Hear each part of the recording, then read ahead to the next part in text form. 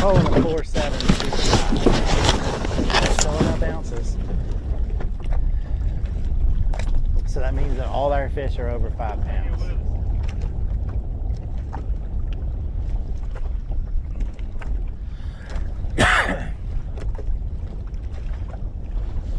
So by my math, we just culled up and we have a fish that weighed 5 and it was a keeper.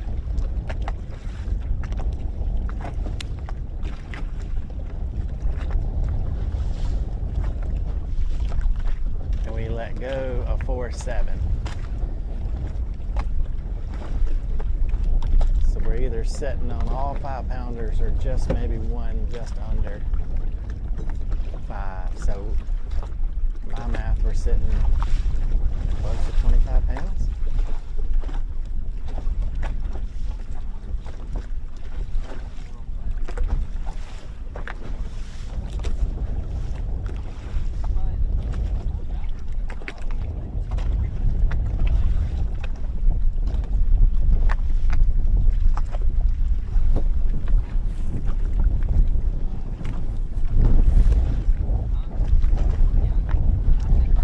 So guys, I'm not really good at math, but we're looking at 25-ish. I think we're a little short of that. A little short, but I mean, we got some just under 5 probably. Yeah, now it's like a 4.12. 4.12?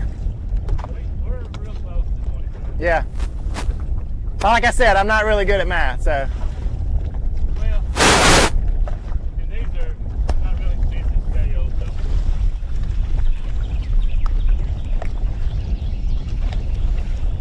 These fish look really big to me right now. They look really big to me too, just saying. I mean, that drone looked really big, but we're with boat you know. 164. We've got Eric Phillips and Tony Conley, and they've got 2 fish at 3 pounds. You know, it is what it is. If it's that big, I'm gonna do it. now we're seeing some strike a little different, I think. I mean, you've maybe lost a couple because of different way they're hitting. Are they setting up different? Yeah. Yeah, they probably pulling on off this dead here. As the sun comes up.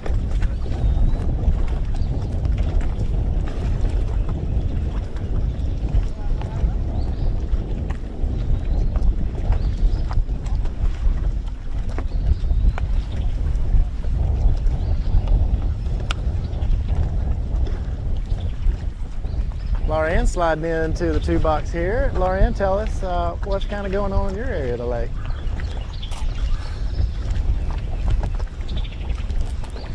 What area? What river? Well,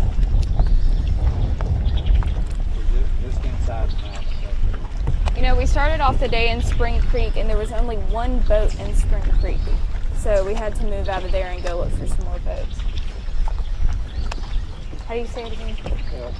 We're in Elk Creek at the moment. Elk River. Elk River. So y'all had a little bit of a boat ride today.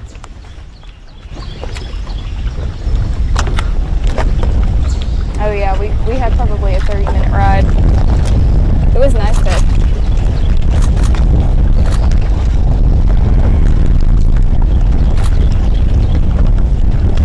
I have a feeling with a combination of gas prices and how well the channels are doing closer to the ramp that there probably won't be a whole lot of boats on this side of the lake, but we want to make sure we get full coverage of the whole lake.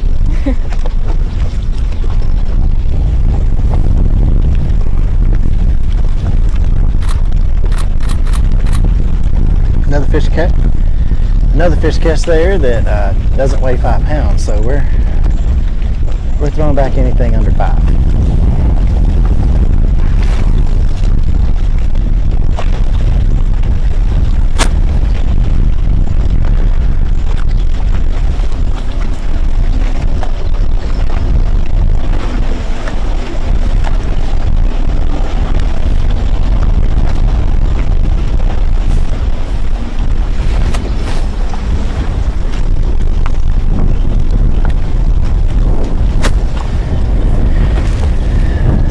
So we've got a nice warm day. We've had a nice warm week. sitting at 73 degrees outside currently, and my water temp, which has been warm at nights lately, my water temp is setting at 75 currently. So we're headed to that summertime.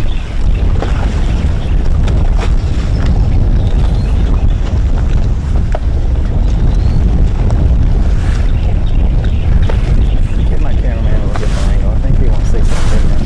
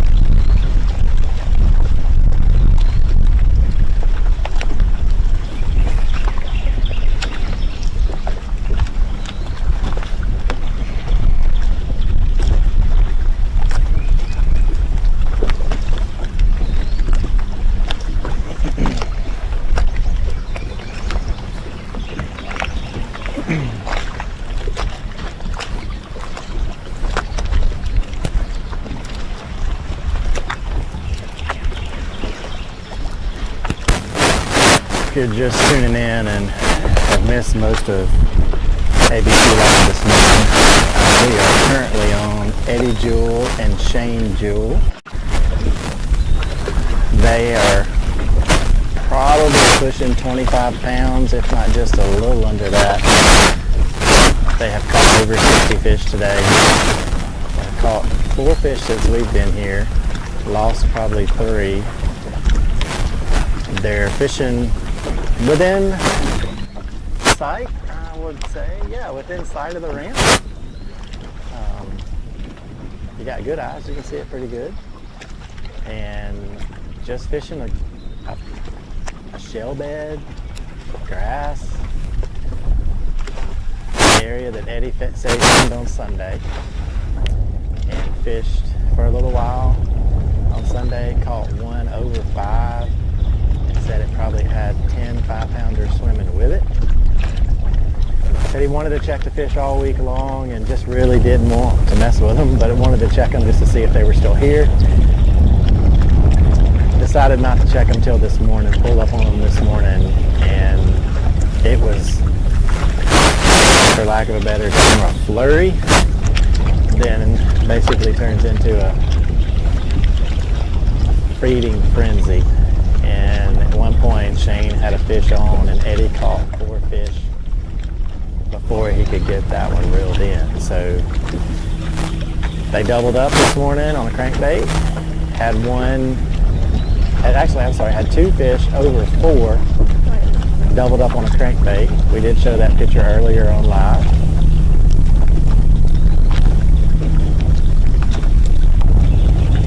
They just caught a little while ago with one over 5 and released one that weighed 4.7.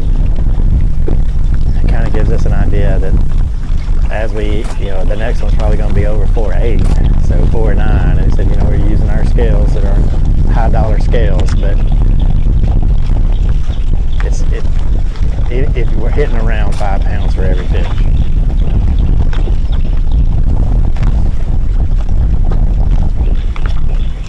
They're sitting in 50 in the 50s in points. Looking to make the ABT championship later this year. A win today would move them up the leaderboard a little bit, probably not enough to qualify for the bass team championship unless a lot of guys stumble. But we do have one more event after this one, but they're fishing for $10,000 today, more importantly.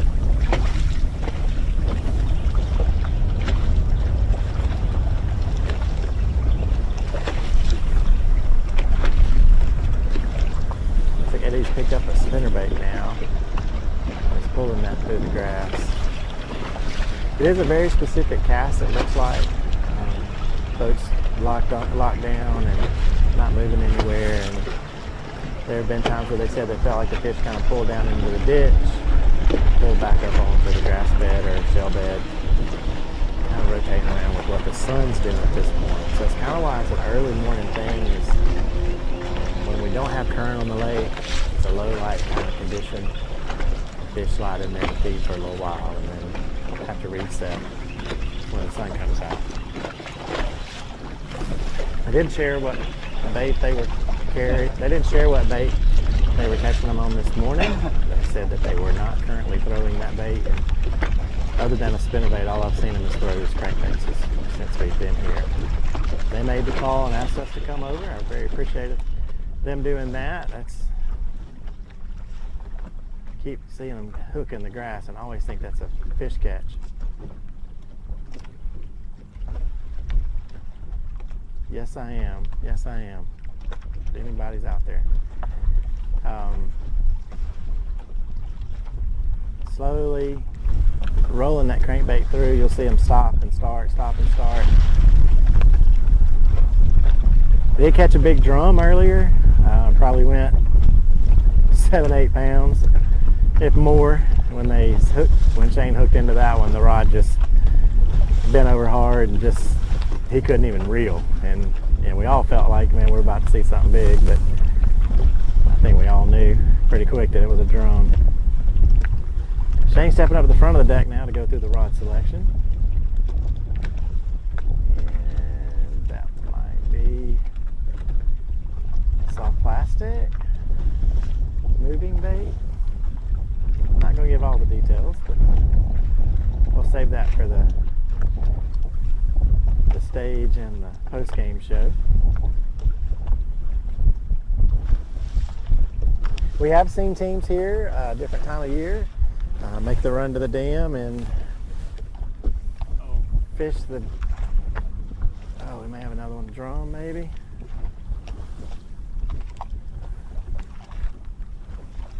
Oh man, hung up. Have seen teams make the run to the dam at a different time of year and catch a dirty 30, so a smallmouth,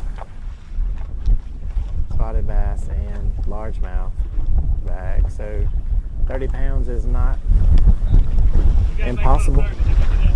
We're going to sit right here. So they want that crankbait back. Said we only got one more of these. Sometimes it's hard to go in there and mess up the fish because you know the fish are set up on that shell bed. If you go in there and kind of stir them up, it probably messes them up for a little while, but they're probably going to make a big swing around it and try to pull the crankbait from the backside. As we look around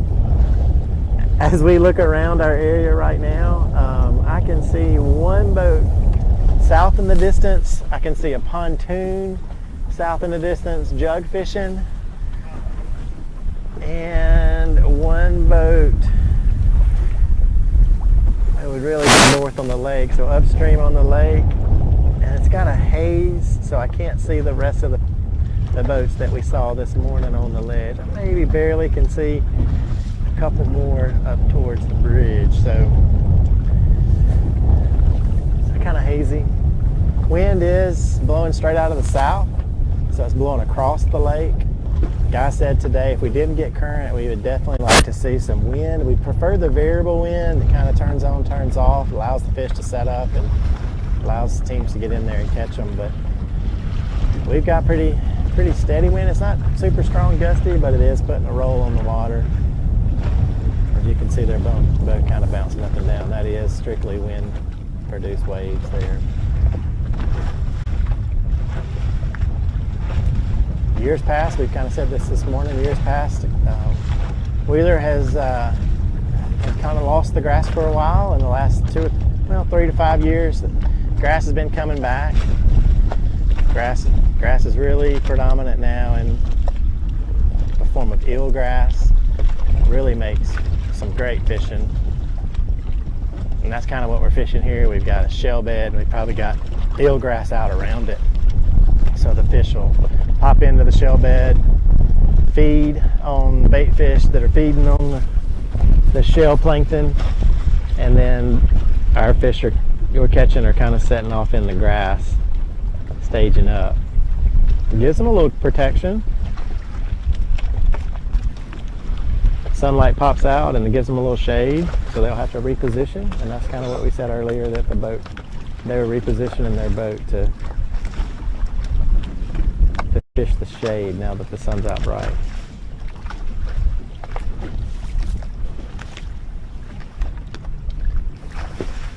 Well, let's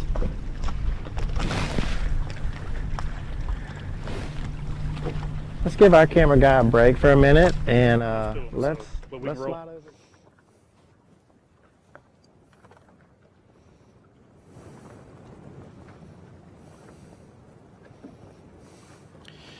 So we'd gotten a report of a boat that had a guy wearing red shorts that's been catching a lot of fish. So I'm just found him. So I don't know what their boat number is, but all I know is it's red short guy. So to me it's red short guy.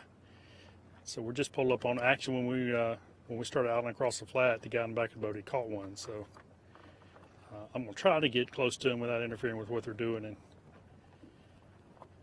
get a little information from them, find out what boat they are and how much weight they really have. But I think the report was these guys have probably caught 40 fish today. So they're obviously doing something right.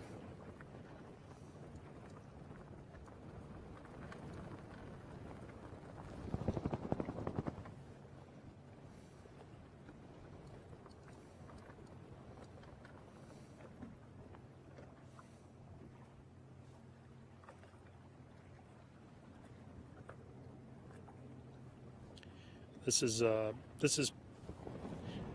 little bit shallower flat than what some of us have seen. Some of the areas that we've been. A lot of scattered grass through here. There are stump rows as well. So I'm not sure, until we get information from them, I'm not sure if what they're keying on. If it's a combination of grass and stumps or what the key is. But we'll try to get that information here shortly.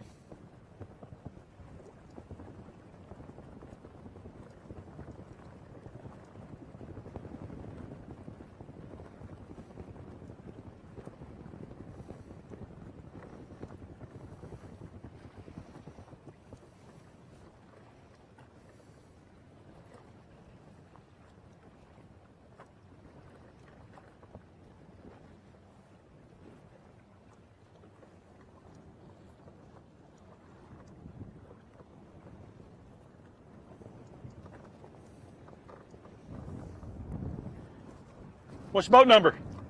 68. Boat 68.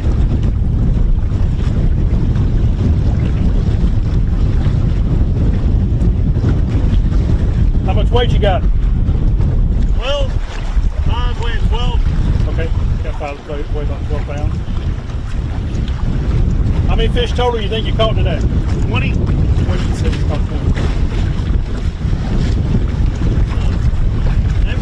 All these guys are catching. He just says that everybody in here is catching. That's pretty much what I've seen all morning, to be honest with you. Just about every boat I've been around, I've seen catch fish.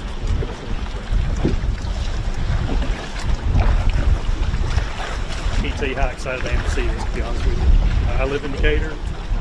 Lived here most of my life. They're all 2-pounders. All 2-pounders? Okay. We got one about 3.5. Everything we've called 5 2-pounders. Okay.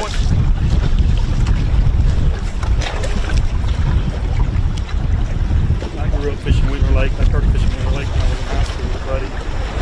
And this lake was incredible in the 80s and 90s. And man, when that grass the grass died out. It didn't come back for many years. It just really changed its lake. You see the grass come back. And the amount of boats that I've seen fishing with Decatur Flats today is it's amazing. And I know these guys are all catching them. And this is going to be an exciting way in. But just to see these guys catching them in this area of the lake that was at one time so dominant and went away, and now that it's coming back, it's just so good to see.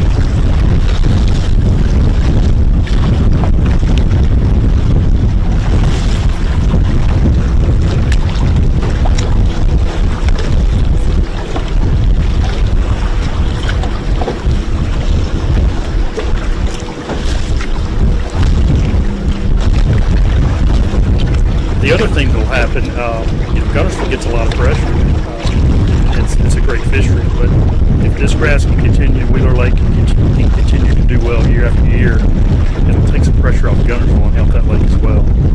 Nice to have, and we've seen Pickwick kind of a resurgence as well. So to see Pickwick, Wheeler, and Guntersville be really good all at the same time would be really nice to see. It would help kind of distribute some of the pressure that Guntersville gets.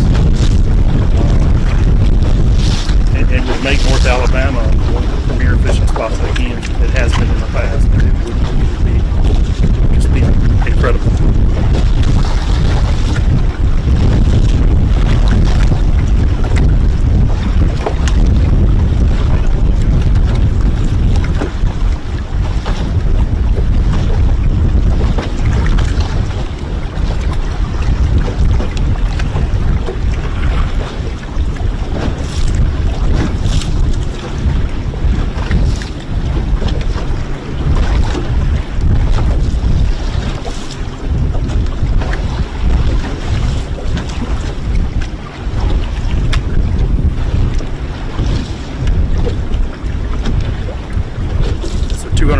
Boat field. I'm not sure how many boats actually showed up. Sometimes we get late in the season if you don't show up, but I would say there's at least 150 boats fishing the Decatur Flats today.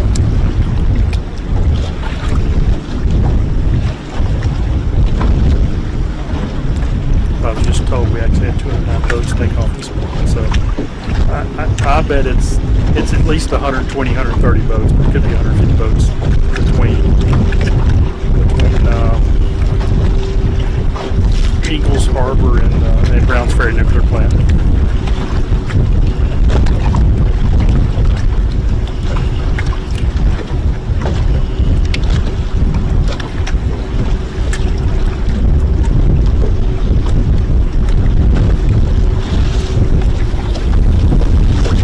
And the majority of these boats are all catching fish, so that's a really good sign. We knew there would be special areas where guys could kind of pull into and catch some really big ones in a hurry. We've seen that, but everybody here's catching fish.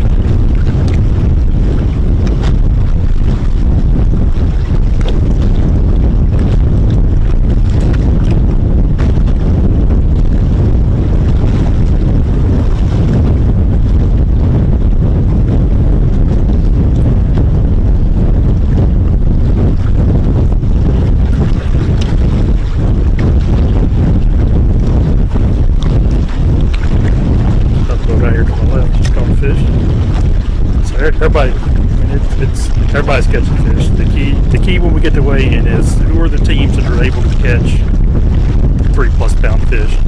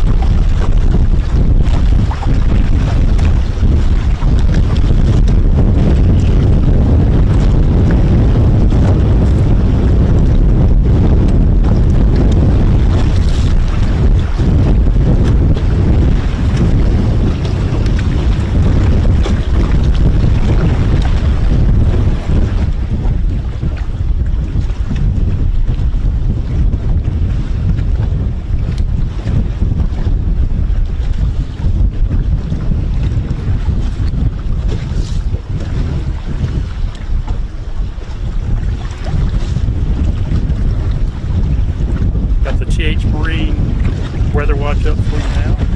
The temperature is 76 degrees and it's going to climb. Water temps start out around 75. I expect to probably see 77, 78 as the day goes on. Wind is south 9 miles an hour. Being out here, I'm thinking that may be a little bit low. It's starting to blow a little bit harder from my understanding as the day goes on.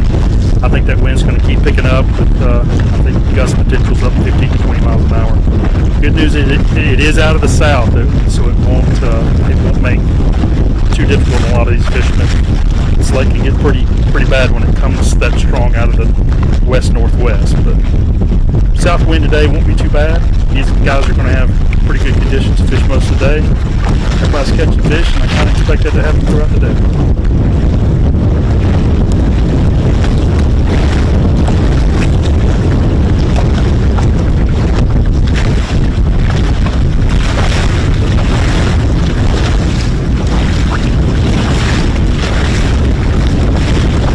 As a fisherman, anytime we listen to the weatherman about the wind, we always have to cover it. It seems like it blows more than it says.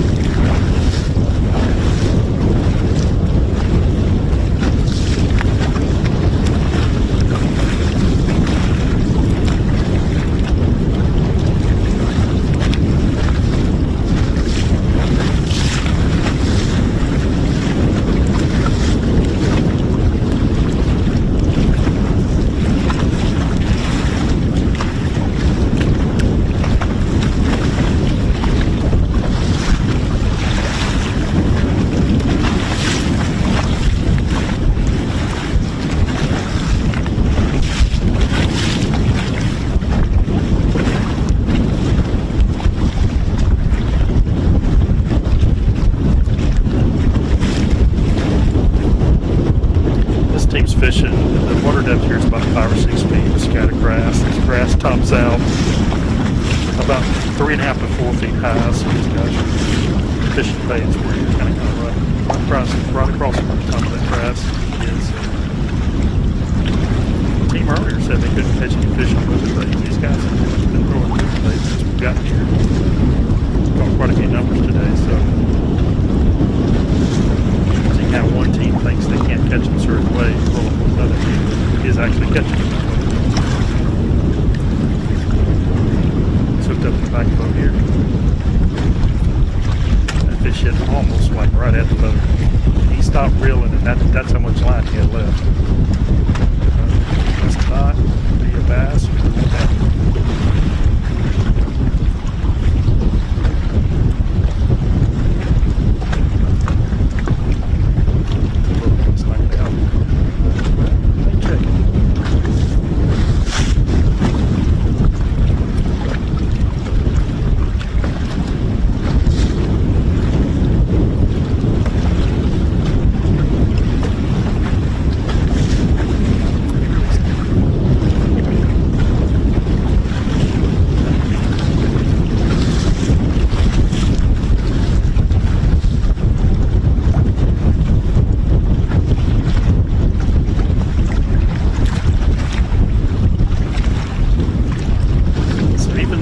Covered a lot of boats this morning that are fishing Decatur Flats. We've actually seen a lot of different techniques, tactics, and depending on where you are in the flat, what you're fishing is actually quite a bit different. We've seen guys fish shell beds that are shallow, probably 3 to 4 feet deep, grass around them. We've seen guys out, boats kind of sitting on the river channel, fishing the edge where it drops off the river channel. These guys are kind of across the flat, kind of flat 5 or 6 feet out here, kind of a big area with scattered grass. So these fish are in a lot of different areas out here, and that really is kind of. And I sounded kind of excited earlier when I talked about this lake, and this is part of the reason is the last couple of years we've seen this area come back, but the fish still seem to kind of be in specific areas. To see fish in a lot of different areas across this flat, utilizing different areas, within the grass and ditches and things like that is the promising part. There's a lot of fish out here now, and as long as that grass will stay here in the next couple of years, it's just going to keep getting better and better.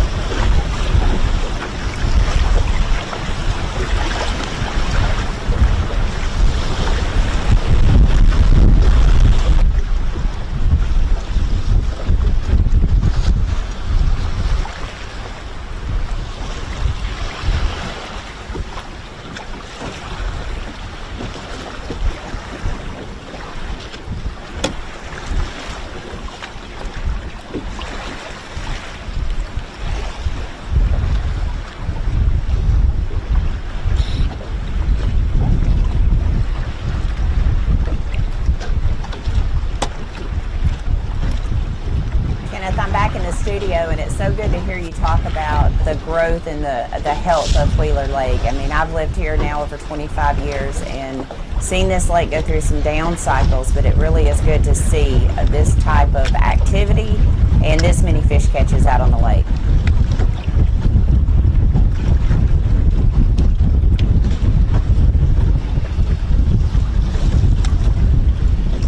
Okay,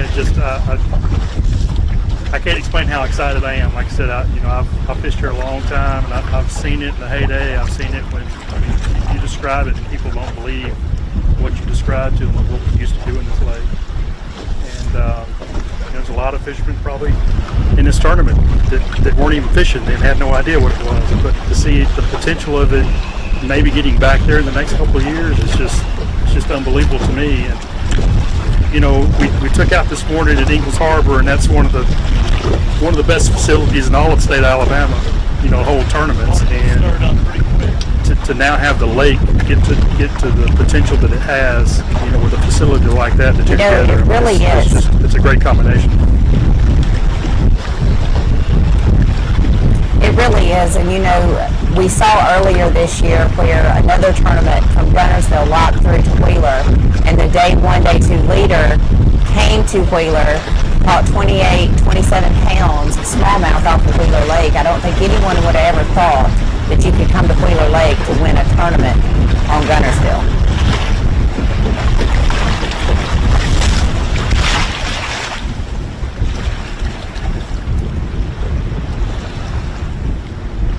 Well, Kay, the interesting part about that is I actually fished that tournament, and I had thought about locking through myself. My fear was I didn't know how many people would lock through, and my other fear was weather conditions may change and affect that. But the fact that he did that the first 2 days, he had incredible weights in that tournament, and we've seen that out of this lake for several years now.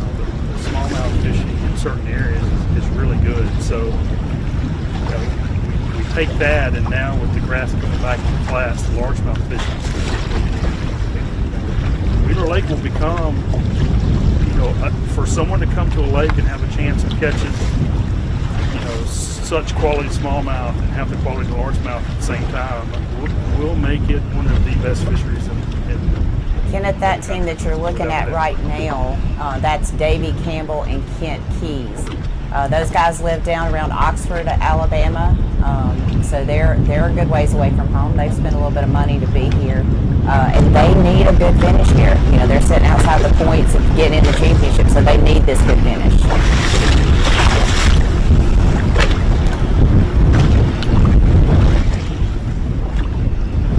Well, we kind of, as we were sitting here, and there's like 7 boats in this area that I can see. I'm just kind of, as we were talking, I just looked at it and saw he hooked into what looked like a pretty good one based on what he was fighting. So we, Keenan, the cameraman, pointed the camera over there so we can see it. But it's kind of the way it is out here. You kind of have to have your head on a swivel. There's so many guys catching fish. It's kind of hard to keep track of what's going on. But like I said, that's so incredible to see. Unfortunately, we have some tournaments that we film, and we kind of go from boat to boat and try to find guys, and it's hard to find fish catches. But today it looks like fish catches are not going to be a problem.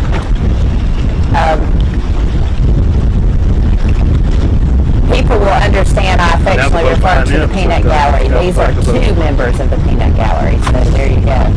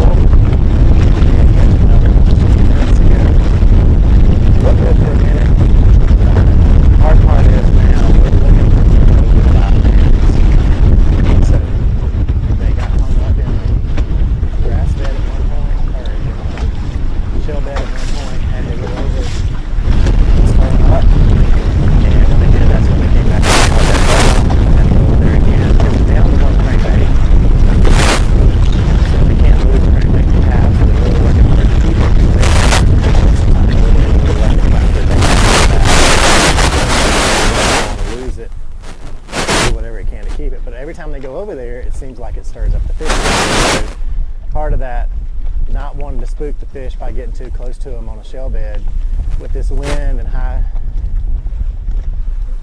with the wind and the high sunshine right now, when they go over there, they kind of stir the fish up a little bit, and that pushes them all around. Now you got them kind of all scattered out, throw and get them to bite. So it's been pretty productive, even trying to get up there around the fish, and they did double up, and we did get that on TV. So you'll see that later on our Valley Sports coverage. But when you get to 5 pounds a piece, you got to get 5 pounders. It's hard to catch 5 pounders all day long. So when you're sitting at about 20, 25 pounds, I haven't heard of anybody else doing that today. Now, we haven't been on all the teams, but we have covered a good many of them. We think they have pushing 25 pounds. Their smallest is about a bill. Their smallest is a 4.7 to a 4.8. And they have culled that one when they caught a 5-pounder a minute ago. So I don't know what the smallest is, but we culled out that 4.7. So everything was above 4.7 at that point, and we culled it out. So either it's 4.9, all of them are 4.9 plus 1 5-pounder, or all of them are over 5.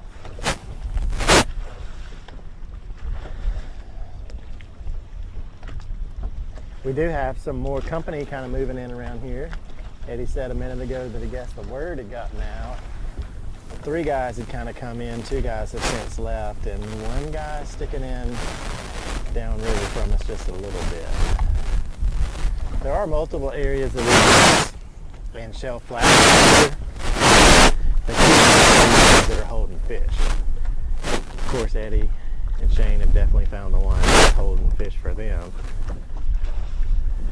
And have not seen the team south of us catch anything up to this point.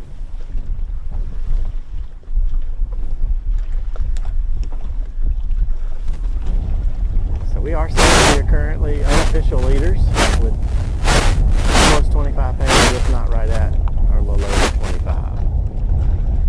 Caught 60 fish plus this morning. Since we've been in here about an hour and a half now, they've caught a few. But at one point they were catching them literally cast after cast after cast.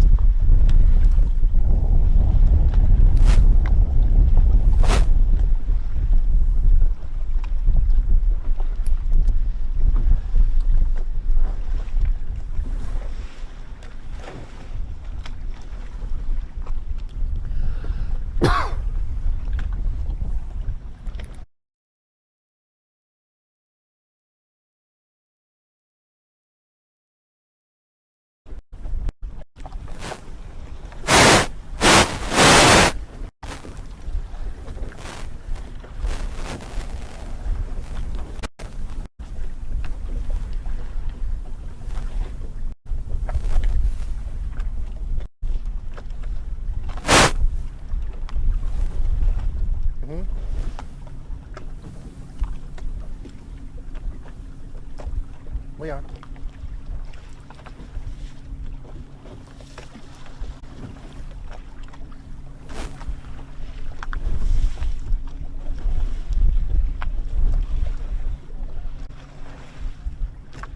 Looks like Shane is hung up at the back of the boat, but it's probably not that crankbait that we're trying to hold on to. Probably throwing something different, otherwise he wouldn't have broken it off.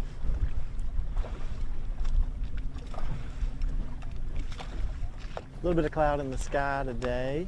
If you look down the lake, it is pretty hazy. It's going to get hot today. Then a cool front is coming tomorrow. So some of the best weather we have had all year for the Alabama Bass Trail. You know, I think it's pretty pretty special that Miss Kay is able to control the weather when we come to her hometown. So.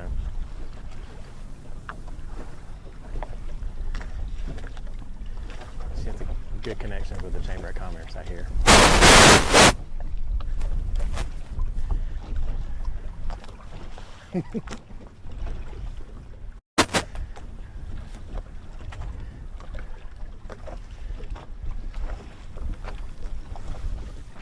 As I kind of scan around again, looking on the river ledge, squinting as hard as I can to try to see, there are a ton of guys fishing that river ledge. It's where we started out.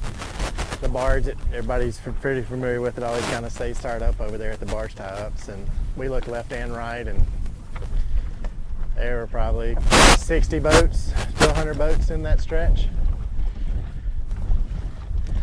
And that's a pretty productive deal. I think we need a little more current sometimes to make that super productive. We haven't really had a lot of current this year. This wind is helping, but if teams are finding them out there, that's probably why they're kind of sticking out there a little more.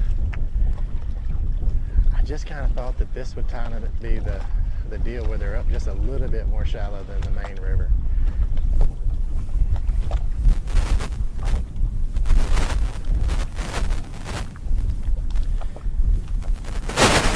If you're familiar with Wheeler Lake, you know that it is a Tennessee River lake. It is the second largest lake on the Tennessee River in Alabama, only second to Guntersville, which is just one lake up, and we share a dam here. So if you ran all the way to Guntersville, which we have done before,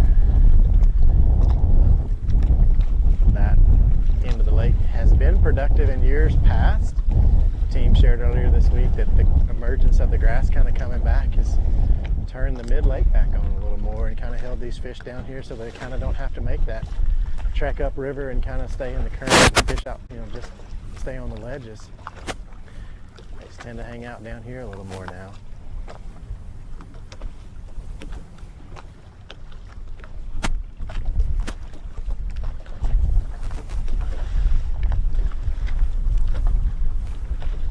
So we are on the team of Shane and Eddie Jewell, sitting close to 25 pounds. They're in the 50s in points, looking to make the Alabama Bass Trail Championship. The win today guarantees it.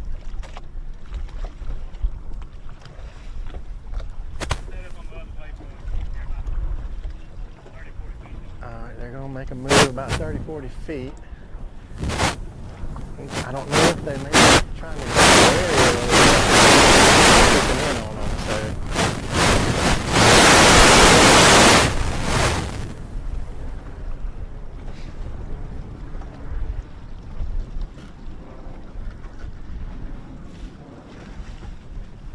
I tell you, we have to do a little dance in the trolling motor today with all these waves.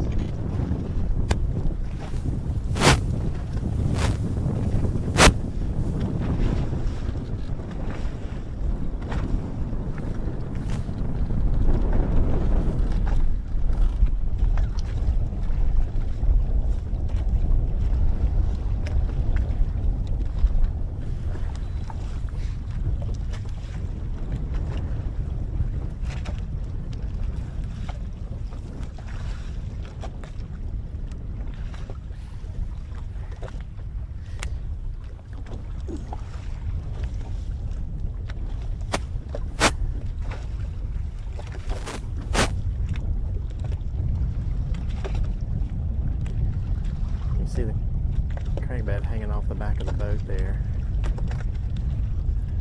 Shane is throwing a soft plastic.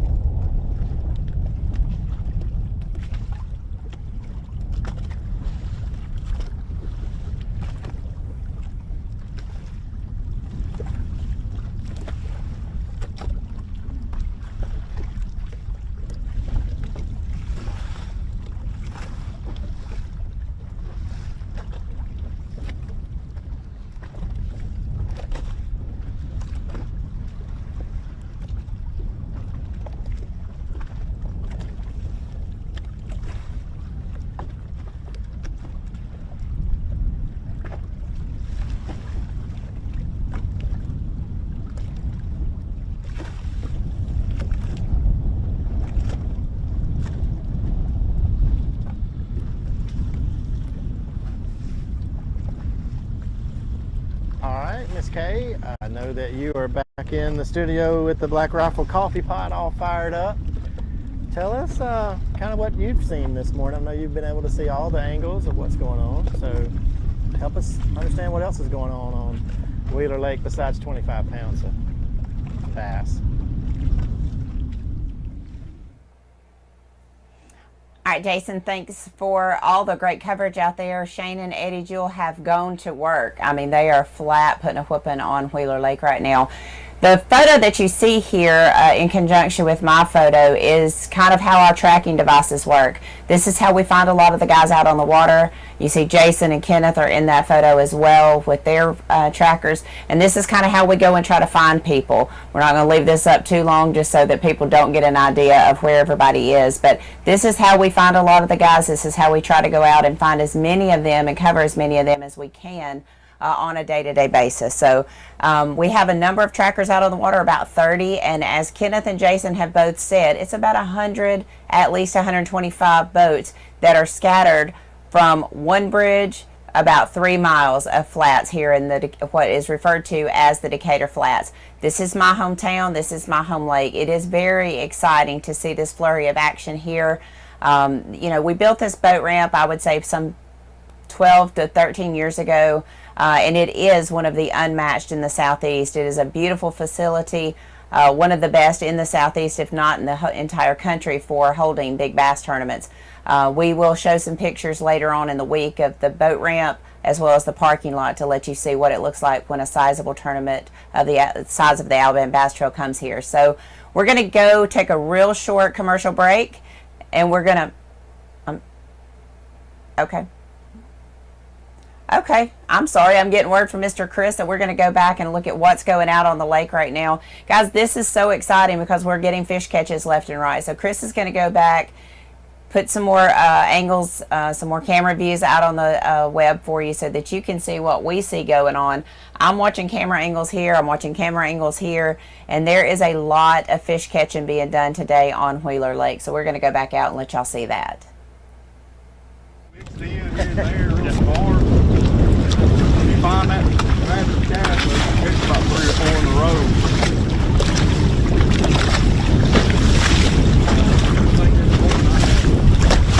Three or four for each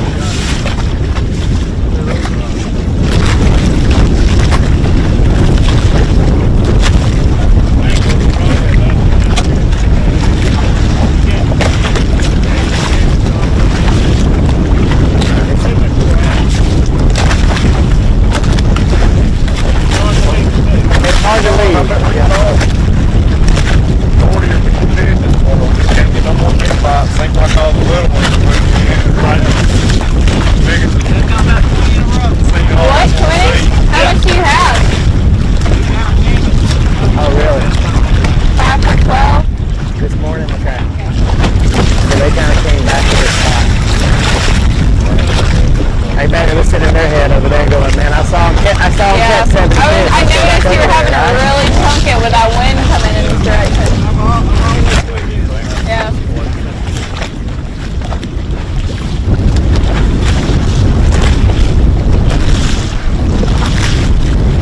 about 50 pounds on them.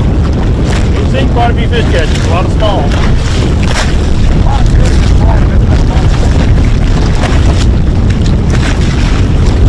Shane, tell us how specific the cast is. Like, you have to really make that one straight in their cast, or you're trying to mix it up?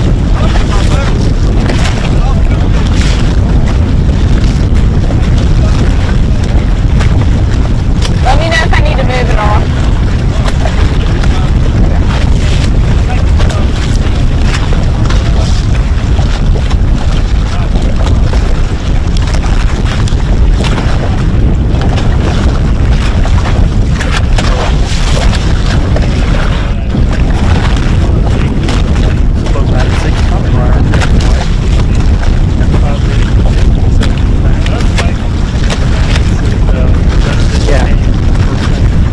Letting them take a break over there maybe and try it over here for a minute.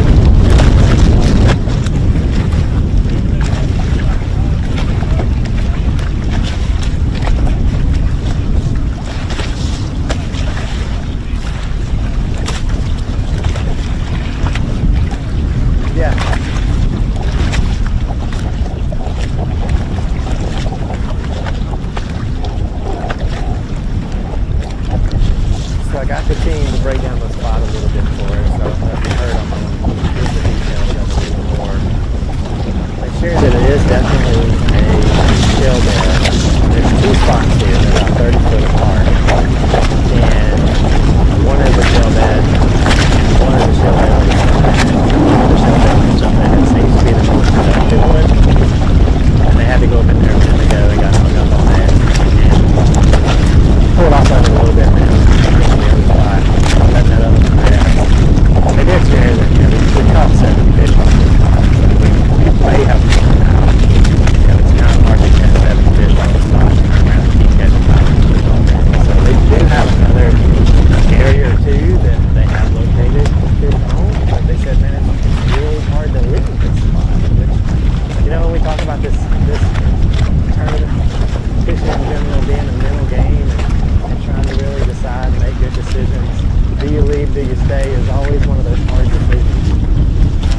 And I don't know what you would do at this point. You did catch one over 5 a little while ago, and you definitely are catching fish. The rule is always don't leave fish that are biting. So they're going to stick it out here for a little bit longer. We're going to hang in here with them. Looking for 5 pounders though.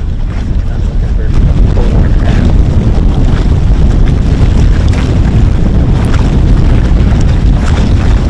Just a reminder to anyone on the, for everyone who's wondering who on the 85 burger is a towel, and they are fish in your beer tanks, and they are 5 fish to 12 pounds.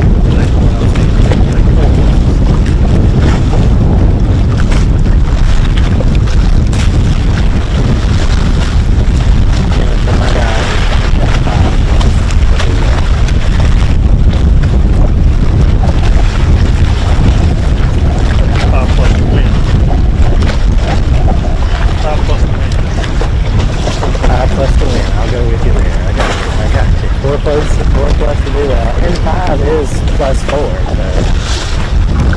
our guys have. Go ahead.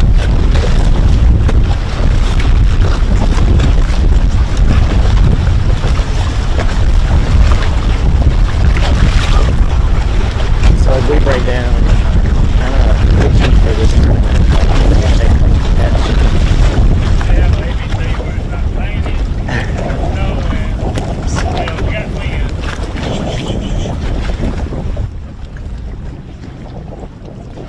back to what we thought it would take to win. It was definitely plus 20 pounds. I felt that it would take to win here. We have seen 30 here before. My prediction today after seeing this, it's going to take 27, 26 to win. Probably take 15 to 17 to get a check. Kenneth, what do you think? I think you may be pretty accurate there. To get a check may actually go up a little bit. You have a little bit of a. You've seen one boat catch them really well, so that kind of helps you on the upper end. What kind of weight are you estimating they have right now?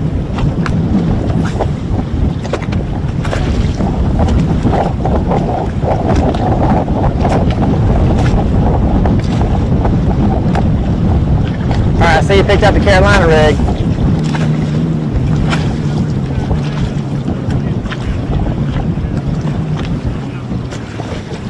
I mean, some people call that the big fish bait. Yeah, the whole ball and chain too. So we're sharing a little bit of a secret here. We have we found these fish more than likely using a Carolina rig.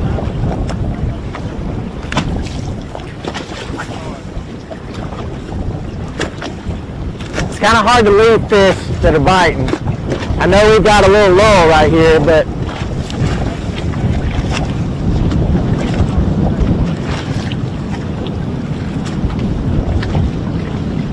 and I mean, talking to him, his fish that just tapping on it, right? Hey mom, got a hey mom from the back of the boat.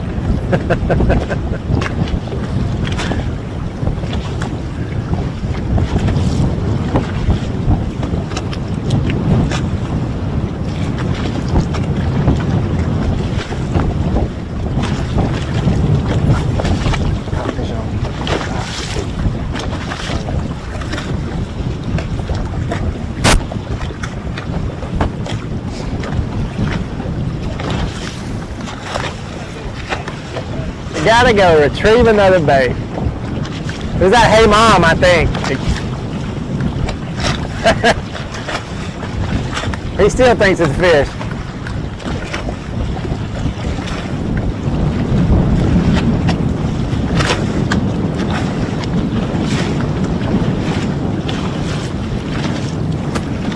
So we got hung up in the back of the boat. We gotta go retrieve it. That's when to turn on the fish. We're going to play by our past history here. So the last 2 times we've gone in, one time we came out and caught a fish pushing 5, and then we came out the second time and caught a fish doubled up, 2 3s on the crankbait. So they keep saying that they feel like they have fished this area out, catching over 70 fish on this one spot. They do feel that fish continue to move up here, and they hope that they do. Like we just said, it's kind of hard to leave fish biting when knowing that a 5-pounder can move up here at any time, and that's what they need. And they've caught 5-pounders here, so to go to another spot where you don't know for sure what the fish are doing, what the bite's like, if somebody else is on it, when you basically are fishing a spot that you've had all to yourself all day long, you know what the fish are doing. Like we said, it's a big mental game. It's a big struggle to leave these fish. I mean, they got 25 pounds. Now, it may take 28 pounds a day to catch them, but You're well on your way to a good check at 25, I think.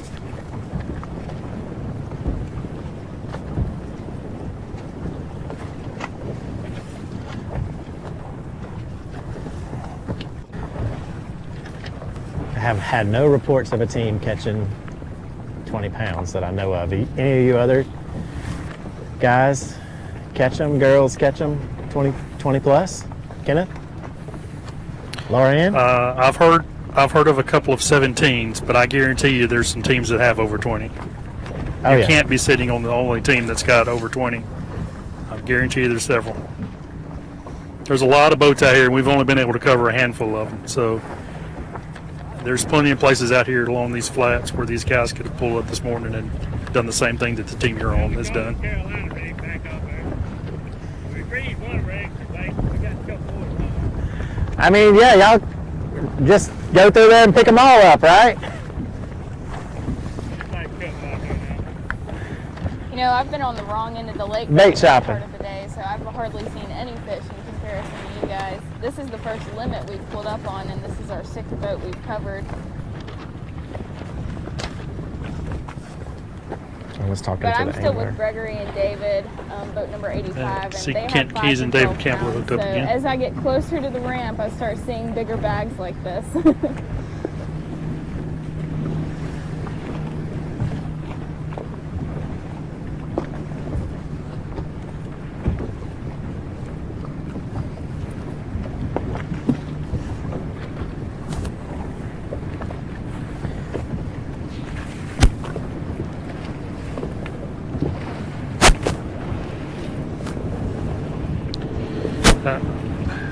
I'm so far away, it's kind of hard to tell, if the fish are catching or helping them. They're going through the culling process, but I can't tell which one they're actually culling, if it's the fish they just caught or one they're pulling out of their live well. But I hadn't seen anything that looks like a real big fish, so if they're culling a little bit at a time. They had about 12 pounds when we last left them, and they've caught at least 2, if not 3 fish since then. So they may be up to around 13 pounds, just a guess.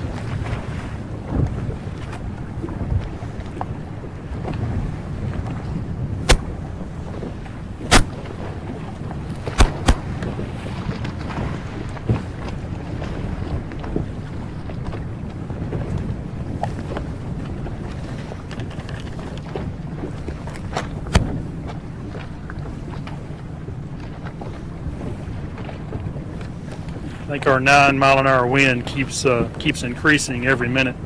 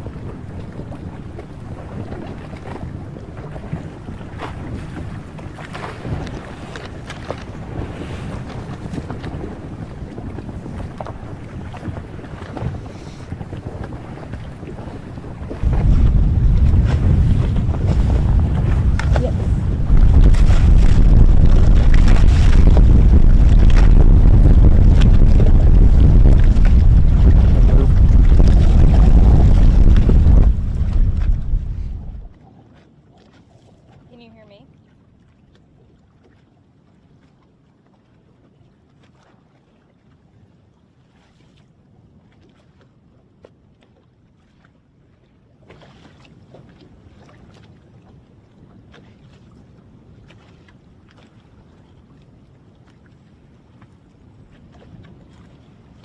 All right, guys, just a reminder for those who are just now tuning in, we're with boat 85. We've got Gregory Lamb and David Powell, and they are 5th in Angler of the Year points.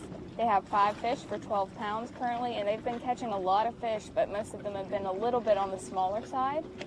And so they're just, as you can see right now, he's catching one. They've all been about that size, about 1.5 pounds. So they're really just looking to upgrade those fish that they currently have in their live well.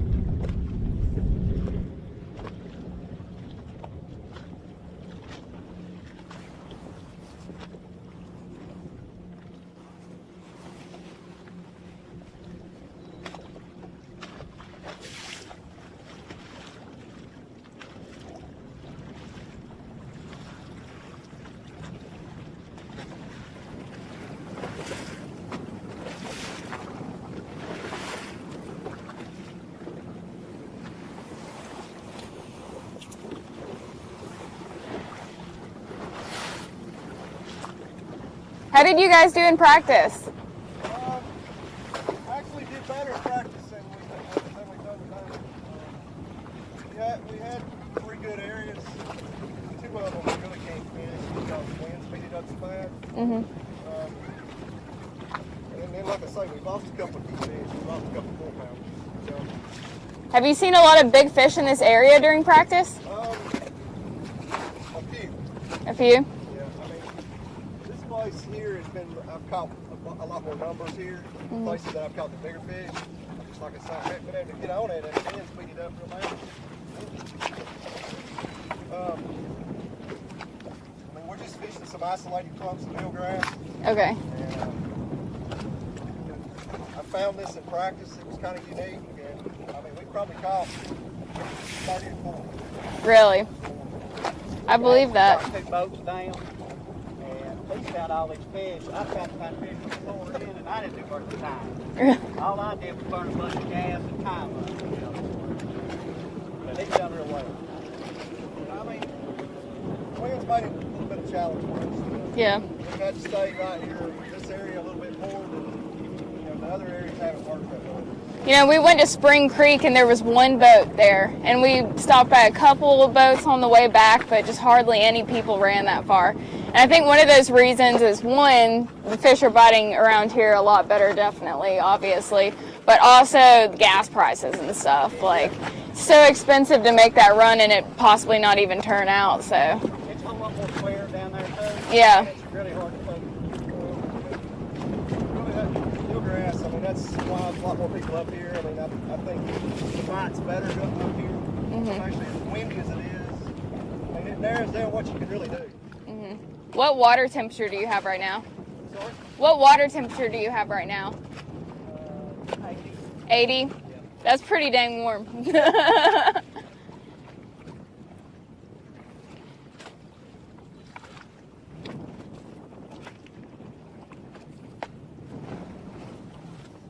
Just a reminder for guys who are just now tuning in, we're with boat 85, Gregory Lamb and David Powell. They are 5th in Angler of the Year points and have 5 fish for 12 pounds.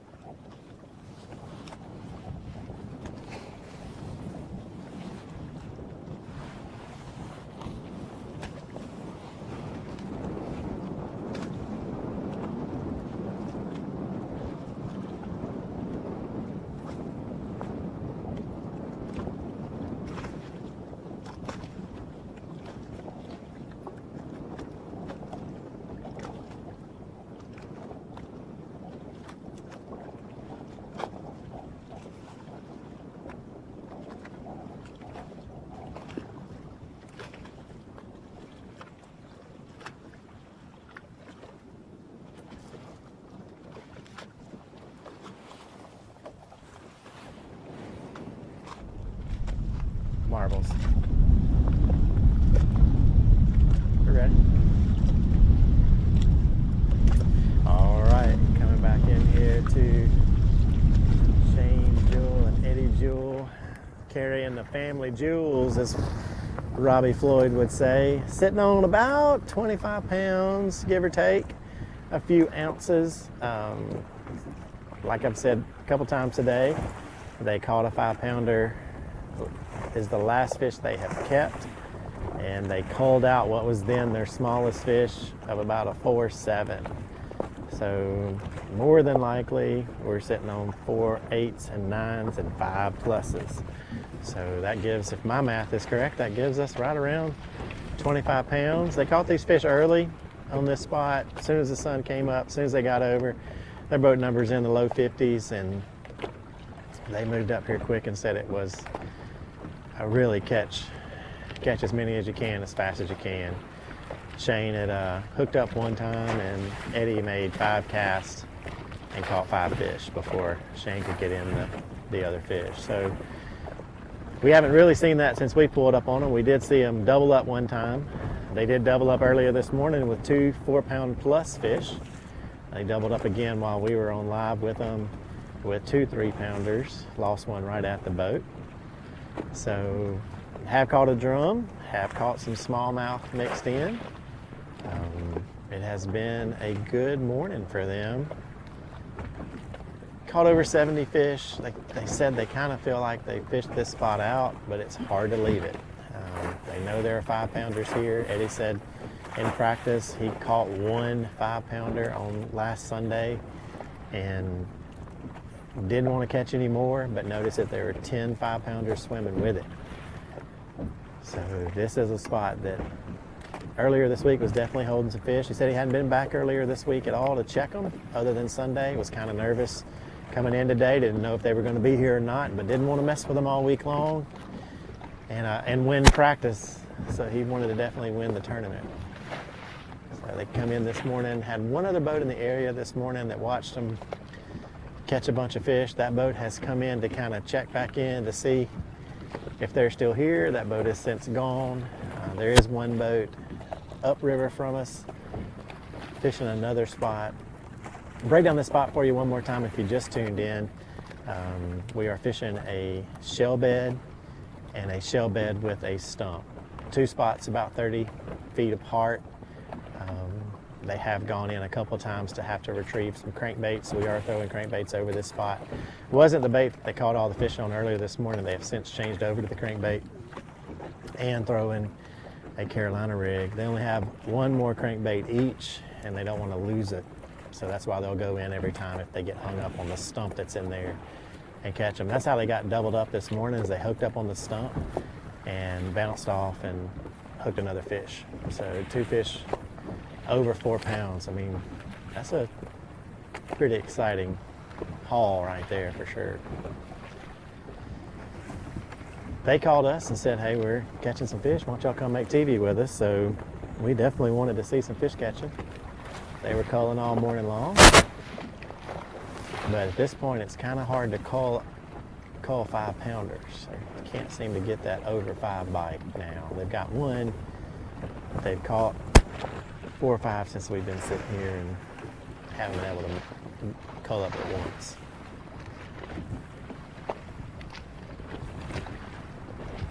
Try.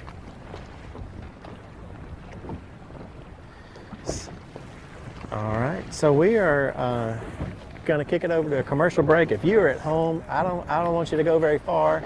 Maybe grab you a little bit of Black Rifle, coffee.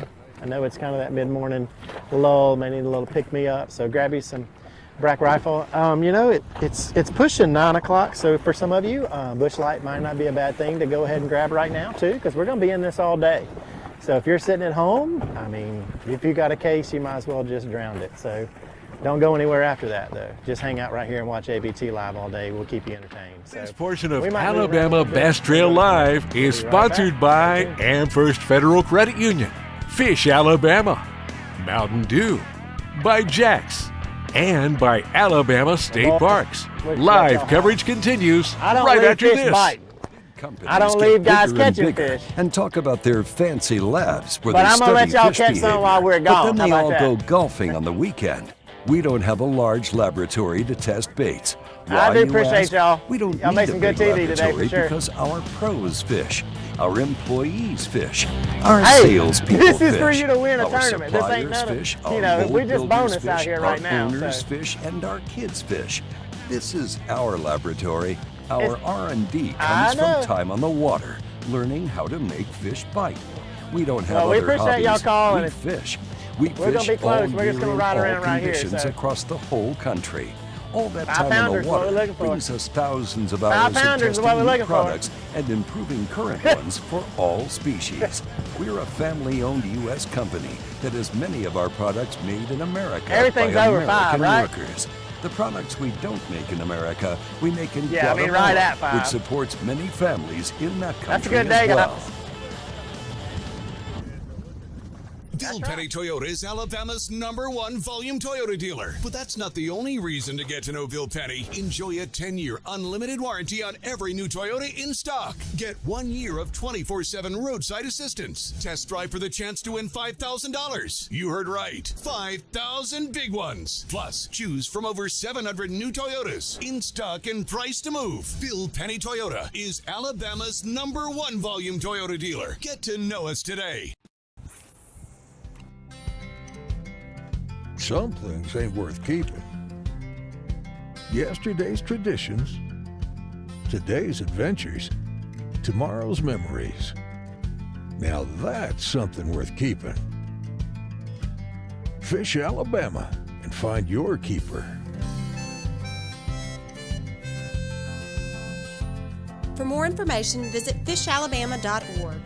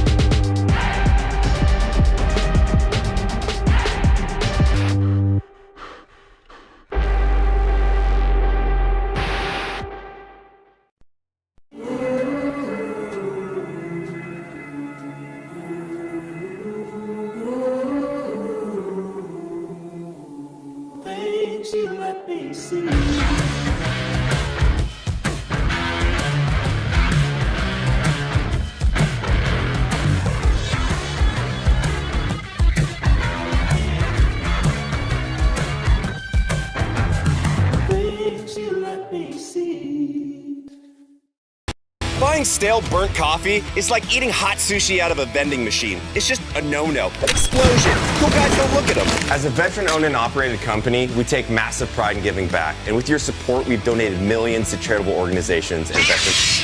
Do you have a lightsaber leg, Jay? Yeah, I got a lightsaber leg. When you sign up for our coffee club, you get fast free shipping directly to your door. I'm on a helicopter.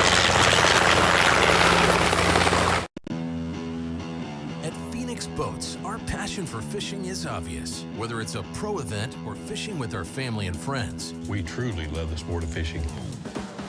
That's why our goal is to make every single Phoenix boat that goes out the door the best fishing platform it can be in both design and construction. We love to fish as much as anyone, and we believe it shows in every boat we build.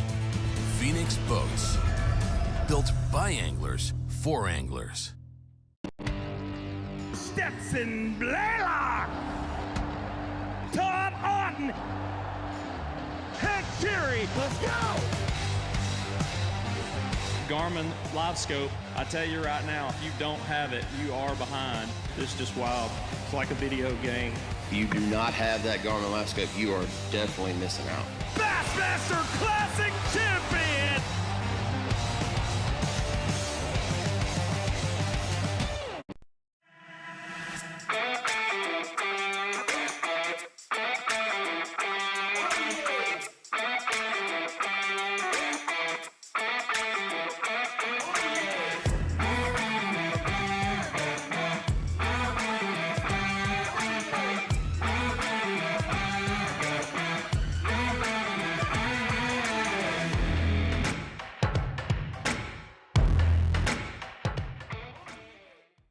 The TH Marine Hydrowave H2 KVD Edition is a surefire way to ignite a feeding frenzy. The Hydrowave utilizes a sound-emitting technology that imitates bait fish and other feeding fish below the surface that preys on the competitive nature of bass and other game fish to get you more bites. The Hydrowave is another way that TH Marine has you covered from transom to trolling motor.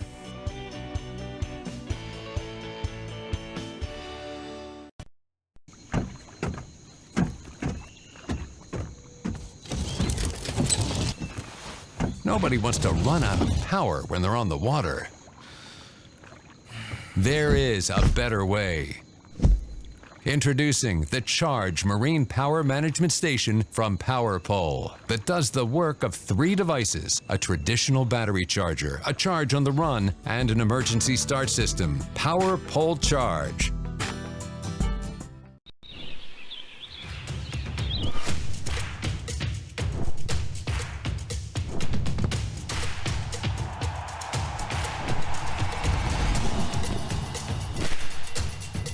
For all the ways you love to play, Academy Sports and Outdoors makes it easier than ever to get what you need and have fun out there. Get free shipping on your favorite brands at academy.com or get free curbside or in-store pickup at your Academy store. Jack's Big Bologna Breakfast Sandwich is back. There's just more to love with 2 perfectly fried slices of bologna topped with eggs, cheese, and Texas toast for just $3.49. Breakfast made the Southern way. Jack's, all about the South. Big companies get bigger and bigger and talk about their fancy labs where they study fish behavior. But then they all go golfing on the weekend. We don't have a large laboratory to test baits. Why, you ask? We don't need a big laboratory because our pros fish, our employees fish, our salespeople fish, our suppliers fish, our mold builders fish, our owners fish, and our kids fish. This is our laboratory. Our R&D comes from time on the water, learning how to make fish bite. We don't have other hobbies. We fish. We fish all year in all conditions across the whole country. All that time on the water brings us thousands of hours of testing new products and improving current ones for all species. We're a family-owned U.S. company that has many of our products made in America by American workers. The products we don't make in America, we make in Guatemala, which supports many families in that country as well.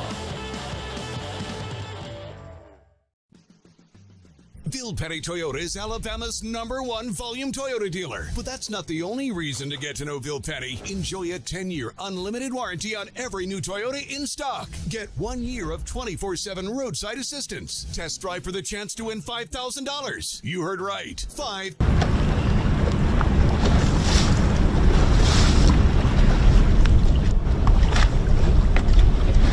I'm pulling up on Wheeling and Clark.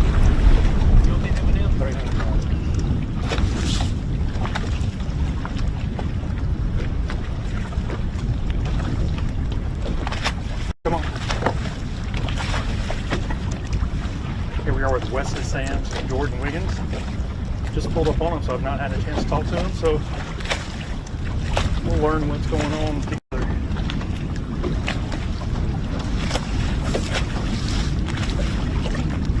How's it going so far today, guys? Not good. Terrible. What kind of weight you got? 4 pounds. How many fish? 4 fish.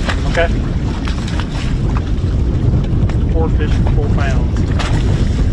We're dealing with some wind here, so I'm not sure how well the audio is. I'll try to repeat what they tell us. It says not good. They got 4 fish for 4 pounds. So it's certainly not what they were looking for. These guys are fine points.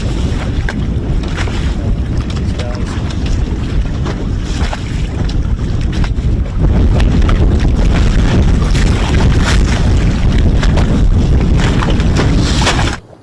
That explains kind of the focused look on them. The focused look and worried about it. I'm sure they know it's going to take good weight to win this tournament and do well. This team won't give up either. We've seen it before. We've seen them guys, these guys come in, and tell us that, they pull up on the spot and catch them real quick. So there will be no quitting these guys for sure.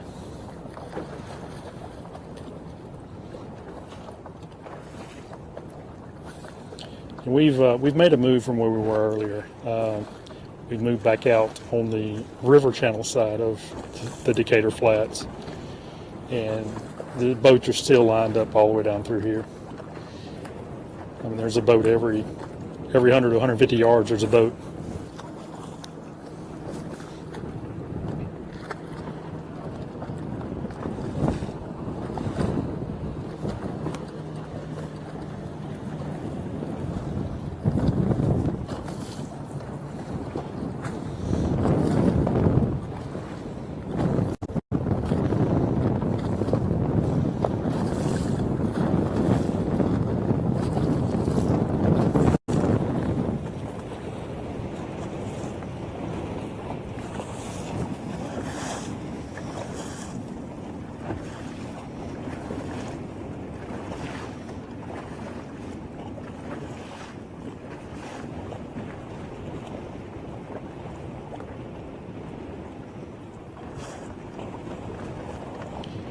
and Jordan found one of those stumps that are scattered down through here. All along this river channel edge, there's scattered stumps out here.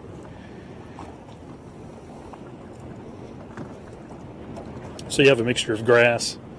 From what these guys have been telling me, it's a combination of eelgrass and a little bit of hydrilla, and then you have stumps as well. So there's plenty of places for these fish to set up and feed.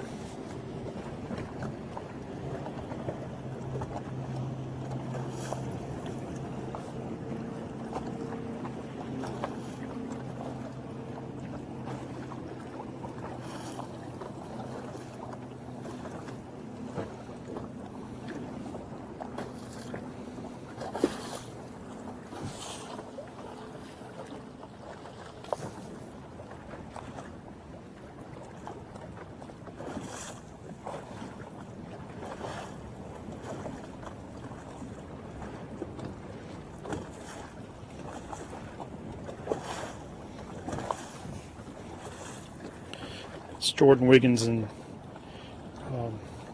Jordan Sam's got 4 fish for 4 pounds.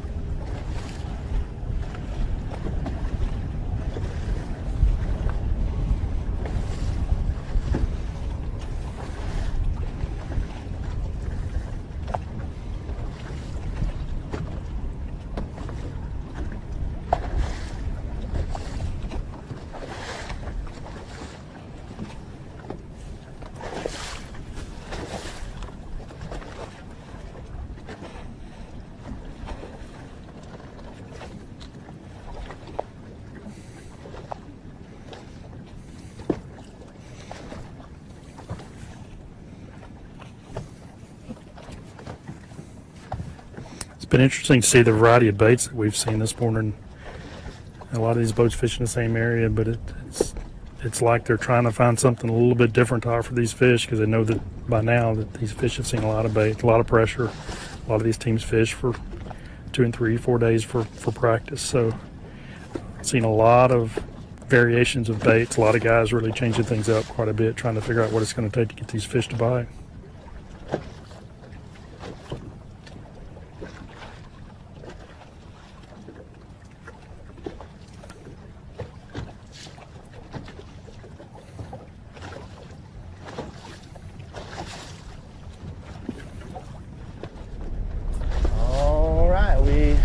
Left our unofficial leaders. It's hard to leave fish that are biting, but we made a move over here to boat 136, Paul Bell and Toby Meechan. They said they've got a limit.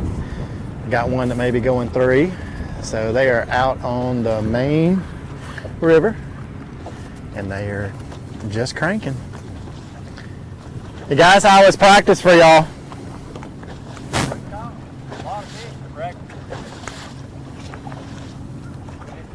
Back to other places that already boat on.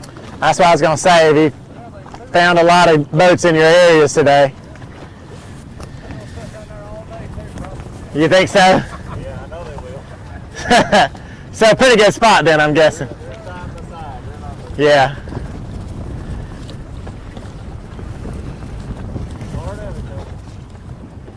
I mean, this time of the year, this is kind of what you expect Wheeler to look like, though, right? Oh, yeah. Everybody lined up out here.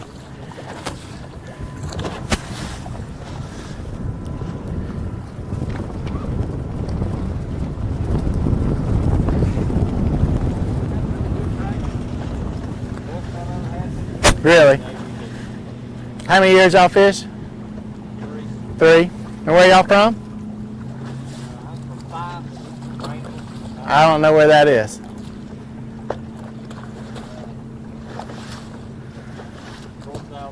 Okay. Fort Payne, gotcha. All the way at the top of the, yep.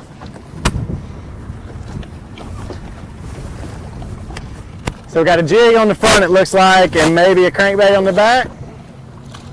Kind of mixing it up today.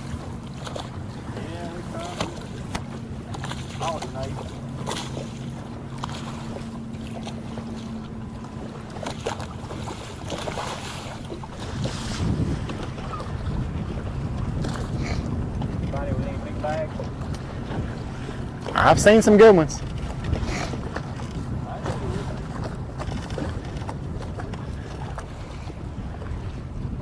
Somebody's always going to catch them big here. This time of year for sure. Yeah, that's right.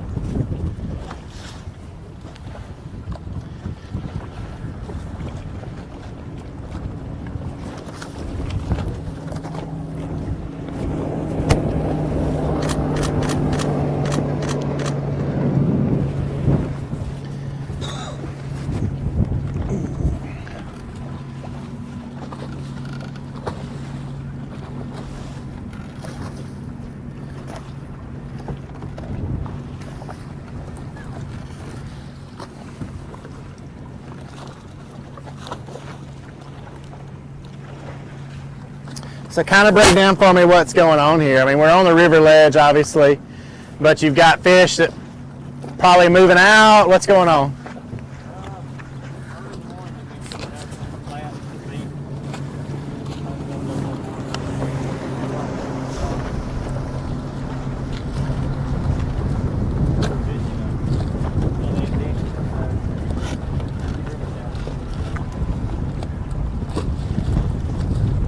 Now we don't have a lot of current today, but we got a lot of wind. Does that hurt or help? Oh, we got one on the back of the boat.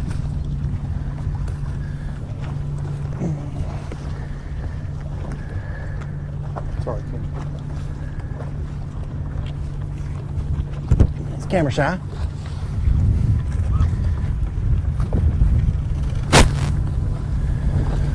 From where I sit right now on the river ledge, I can see the power lines, and I can see 1, 2, 3, 4, 5, 6, 7, 8, 9, 10 boats south, 11, 12 boats south. Oh, we may have another fish on. Nope, grass hung up. And then it is a slew of boats between here and the bridge. Really a river of boats between here and the bridge.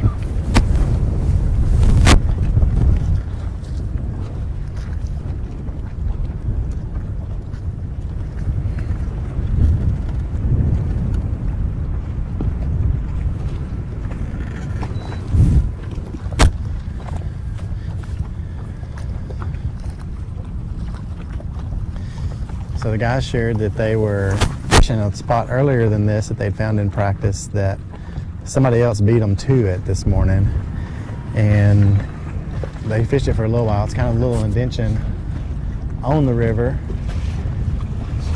a spot for the fish to kind of set up, especially when the current's rolling. But they had company there, and they said, you know, they felt like they needed to leave that spot because it, you know, they weren't there first. So now they're kind of moved on to another spot, and they said they feel like that team will probably sit there all day because they know how good that spot is. So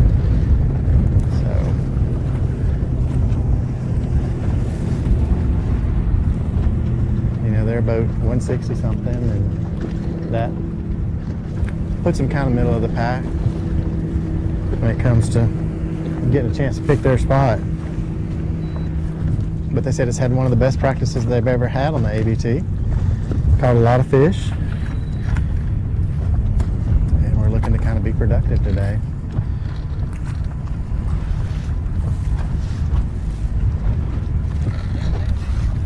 Fish on, fish on.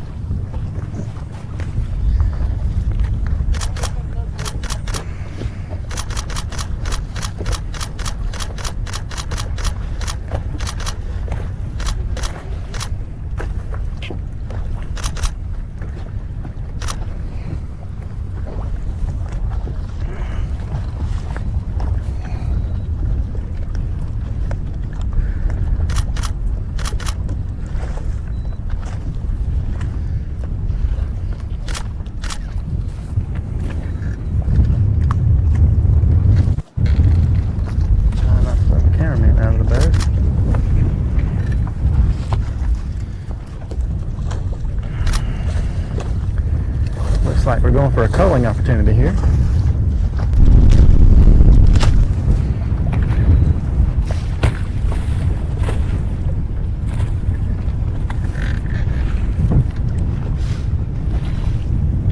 Oh, going down a little one, and a big one. It's the game. The game right there is culling all day. Guys, that's what we want to do, right? Throw the little one out and the big one back. It's bigger. On the right track.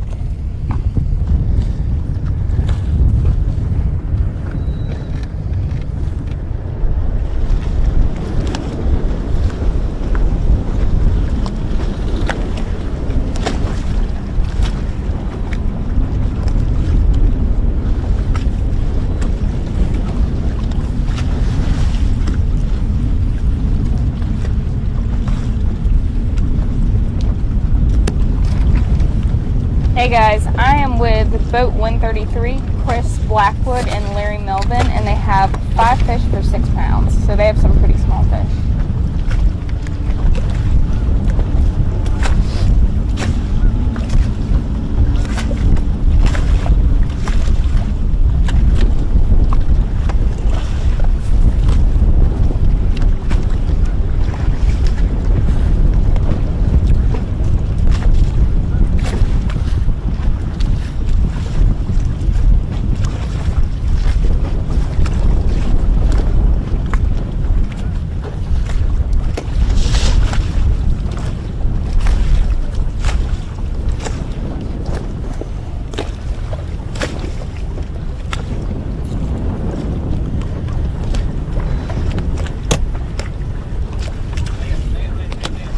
Fish.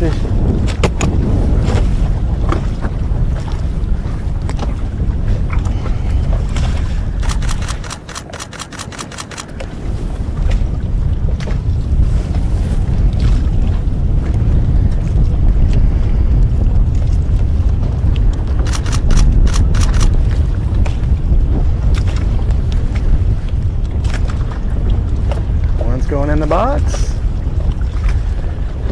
One's coming out.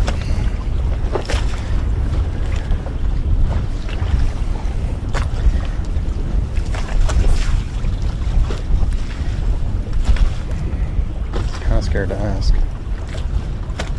Guys, what kind of weight you think you got?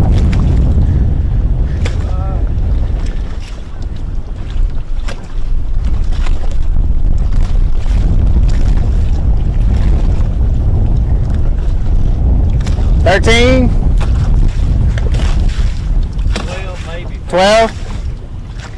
Sitting on about 12 pounds, culling up by, a few ounces at a time. It's going to be a long day, but as long as we keep culling up, I think they would be satisfied with that. Seems the crankbait to be working. A little bit of crankbait action in the back, a little bit of jig in the front. And the jig almost is losing to the crankbait because he's getting a bite, it seems, every cast on the crankbait. Maybe short striking it. Have caught 2 fish since we pulled up.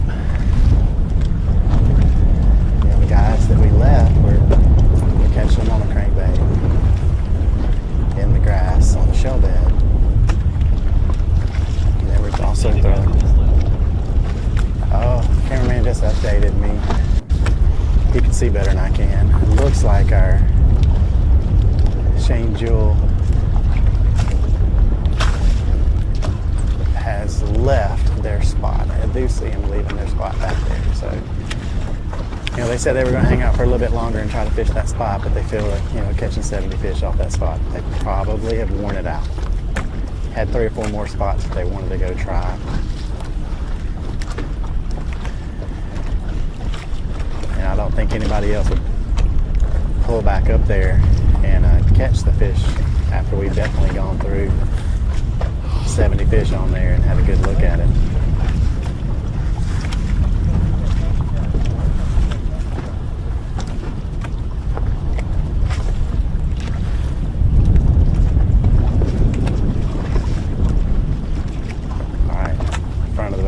his crankbait.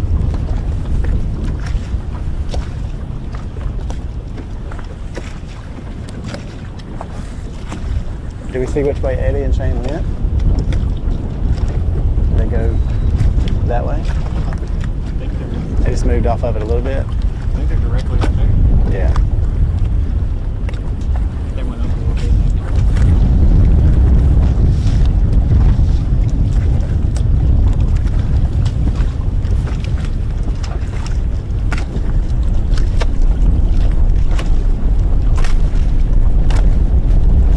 Alright, we have spot locked and we're going to the back of the boat to fish with the wind.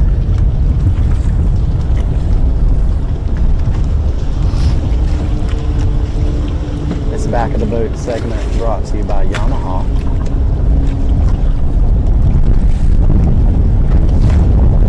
If you're looking to repower, if you're looking to purchase a new boat, Yamaha would be the way to go.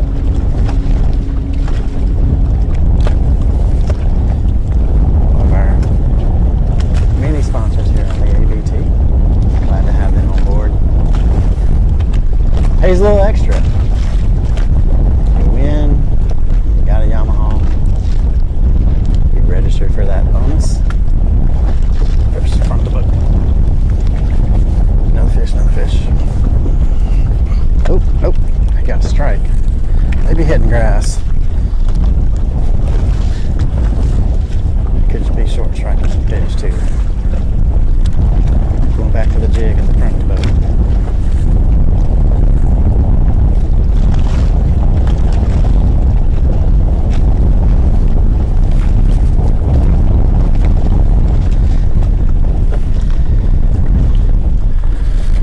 Oh, chatterbait. Chatterbait. Dark blade, black and yellow.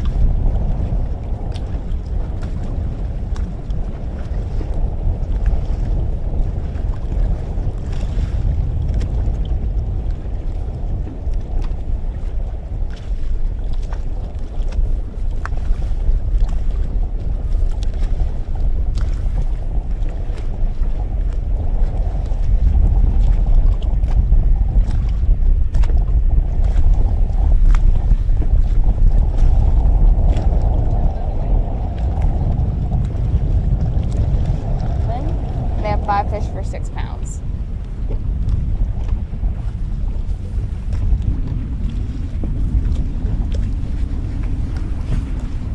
How did you guys do in practice? So-and-so? How many days did you get to practice? 2?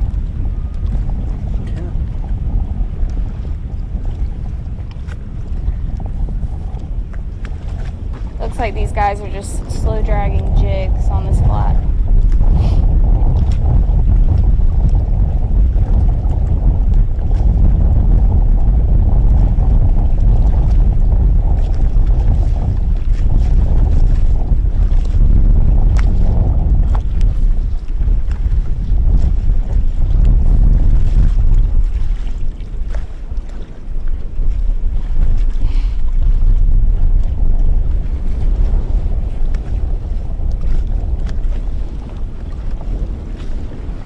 It looks like both of our anglers are using Carolina rigs right now, which I haven't seen yet today.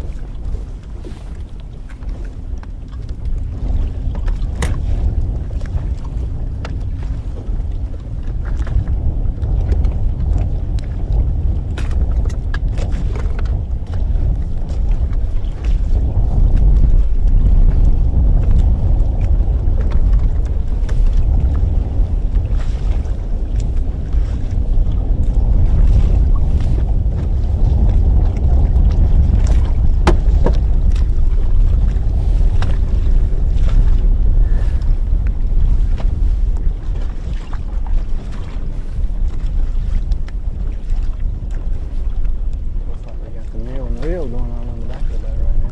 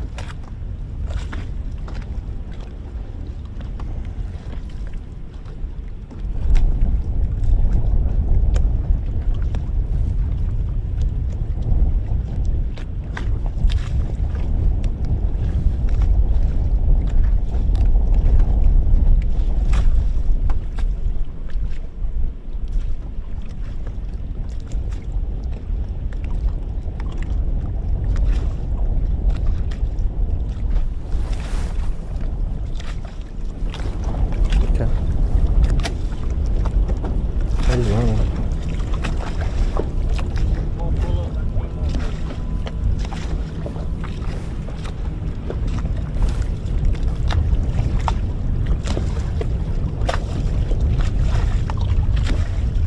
Yeah, they were moving.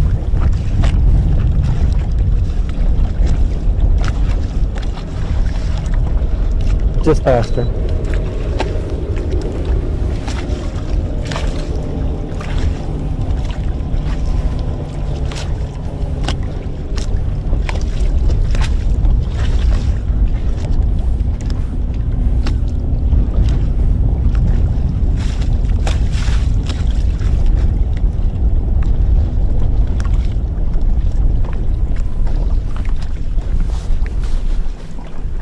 Yes.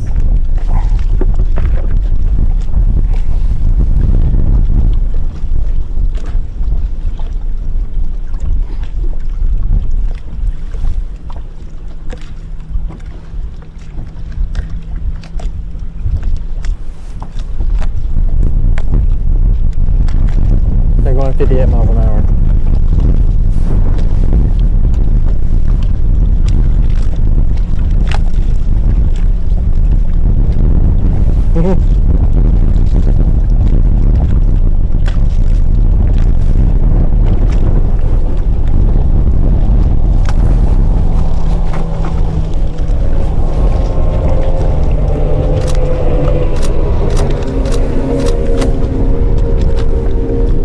Still working.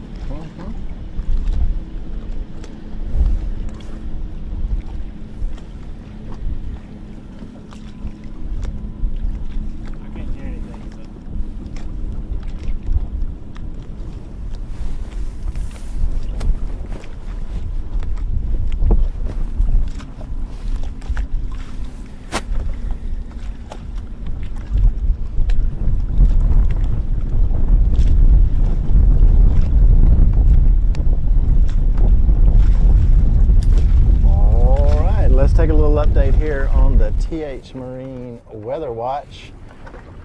Looks like it's warming up. I mean, it's going to be a bright, sunshiny day. We have made it all the way up to 81 degrees with the winds out of the south about 12 miles an hour. It's kind of what we were expecting today, the wind to be blowing. I'm currently sitting Main River.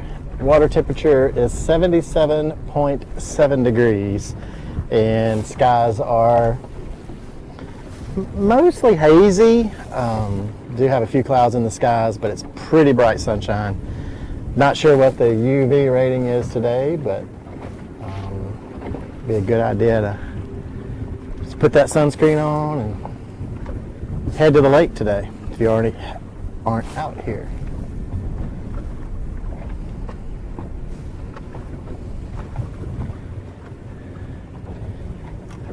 Put the sunglasses on, protect those eyes.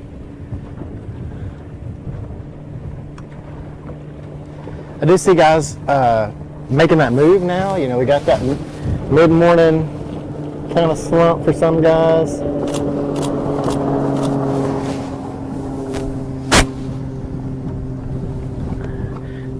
I have just been updated from the booth that the UV index is 4. I don't even know what scale that's on, but that's moderate from what I hear.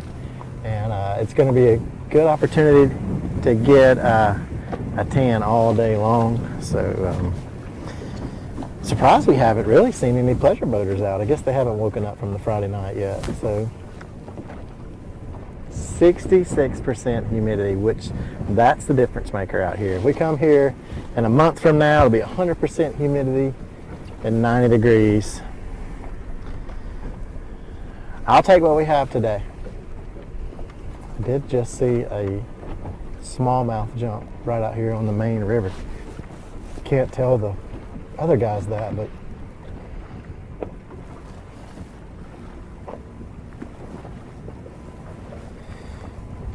continue to see guys making the move around a little bit. I think they probably hit that morning spot, maybe made it to their second spot. Probably have a limit, and they're going to look for a little bit bigger bag at this point, trying to make a kicker bite.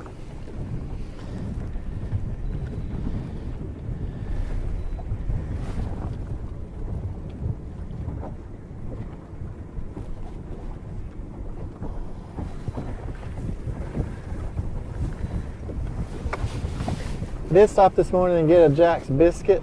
Thankful for that about this time of day, because I would be pretty hungry.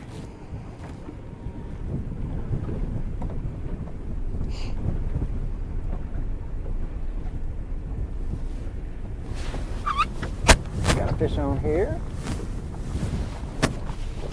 Got a big one. Got a big one.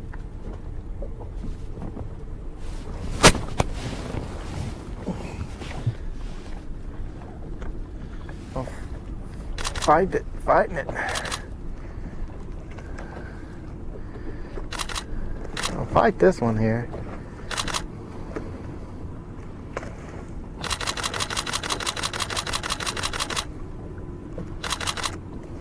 Where's it at?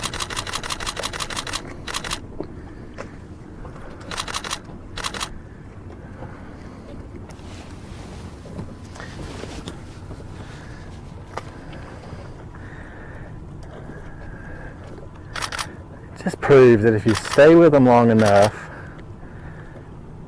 keep catching them, keep upgrading,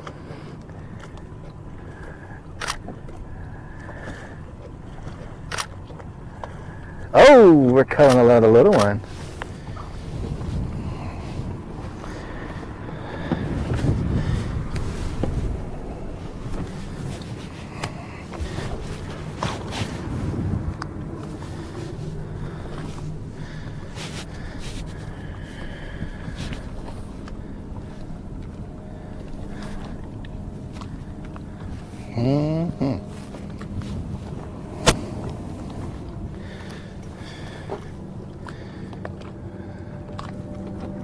Where you want it, right there?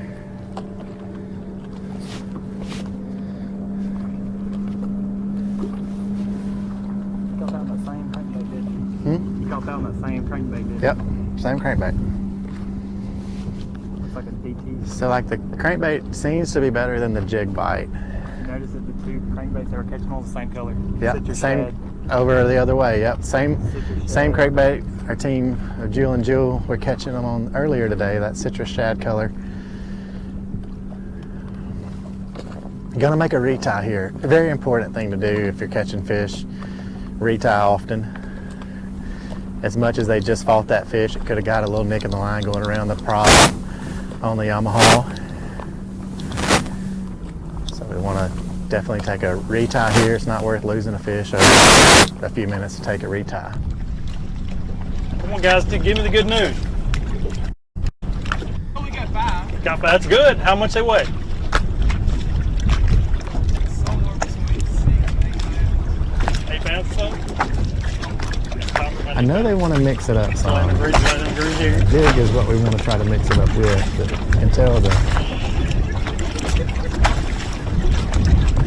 boat captain is, and I really want to throw this crankbait. Here we go, you can pick it up. So it's a different color maybe. Got a white, a little bit of blue in it. So gonna give it a shot. So we caught 3 or 4 fish since we've been here. All of those they culled up. We're culling up ounces, we're not culling up pounds, but we're culling. That's what's important. Taking a look at the Garmin, glancing back to see where the fish really are. That's a huge advantage there to be able to look back and see where the fish are setting up. And really a pinpoint cast, kind of running through those fish.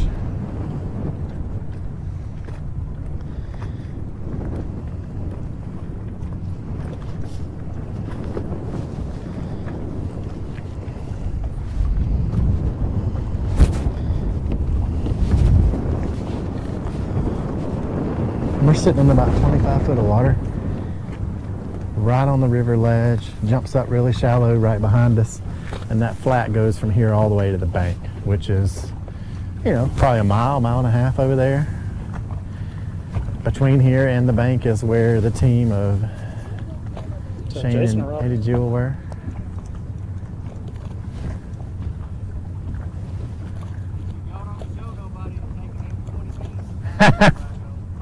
That team's on them?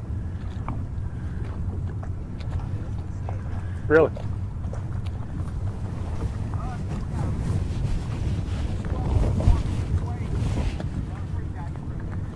What size are those two? Okay.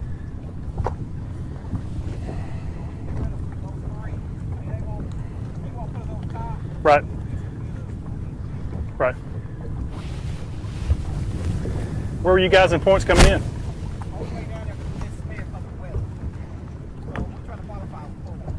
Okay. Right. Yeah. You can see we got a little eelgrass hung up in the right crankbait. Right.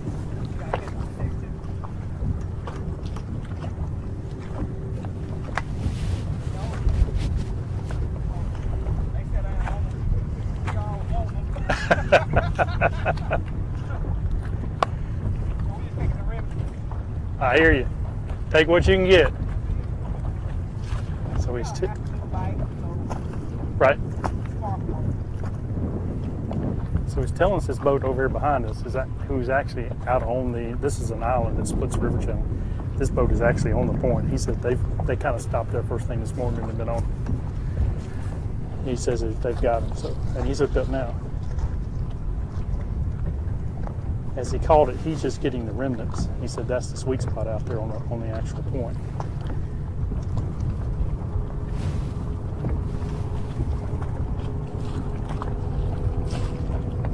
Fish on. Jumper. We have a double up on live.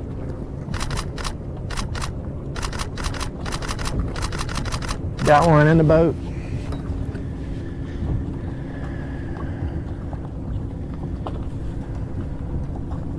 Jason, I'm not sure we've done live coverage or even tried to cover for TV where we've gotten so many fish catches.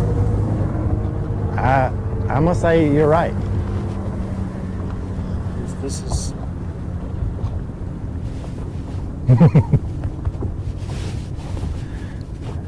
This lake is showing out today. And if you're watching live now, man, make sure you join back for weigh-ins because it's going to be exciting. There's going to be some big fish. There's going to be a lot of fish. Weights are going to be close. Teams are really trying to fight for every place they can get all the points. You've got the AOI standings. Obviously, everybody wants to finish first. You've got top 9 that make the Bassmaster Team Championship, and then you've got teams trying to make sure they make the Alabama Bass Trail Championship. So after this one, there's just one more left. So this tournament's really important for these guys to pick.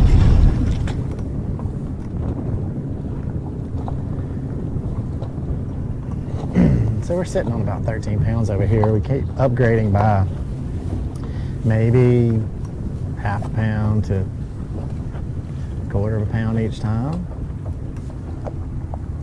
That's a long ways to 25, but you know, we kind of said 18 might be the check range. So these guys,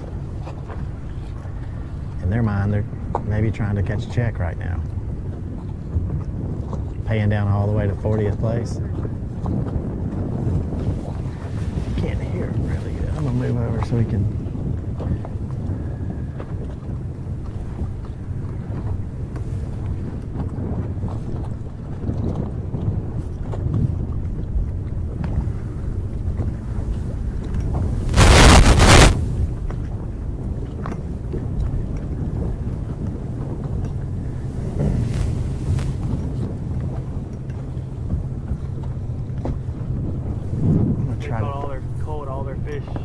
They've culled them all? Culled them all since we pulled up. Okay.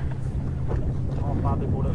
So our team has culled all their fish according to my cameraman, who's paying way better attention than maybe you at home or maybe myself. Hey, we do what we can, man. So on this spot, they've culled them all. So definitely, in my mind, it's a mental thing sometimes. And if we're catching better fish than we were earlier, let's stay. Let's hang out.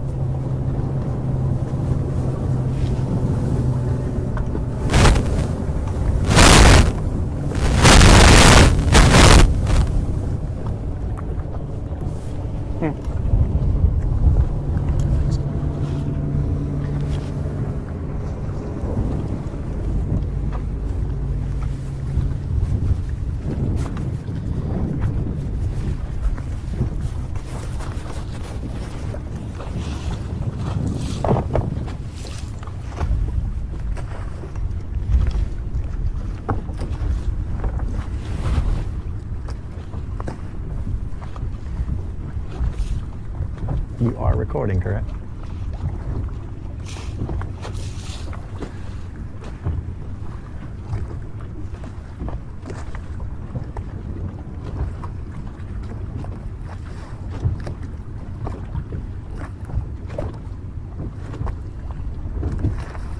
Recording, right?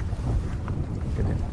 Always check with the cameraman to make sure we're recording so we can make some good TV for Valley Sports Sunday mornings. ABT TV show.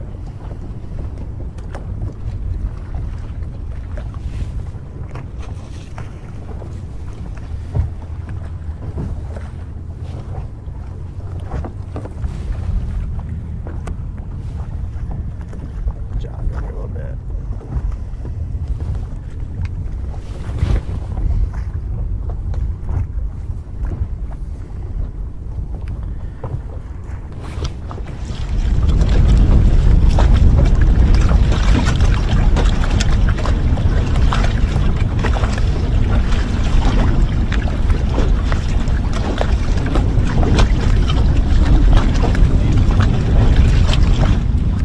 Alright guys, I'm with boat 59, Mitch Mitchell and Chandler Cullum, and they currently have 5 fish for 13 pounds, and these are the winners of Vice Lake, and they're 3rd in England for points.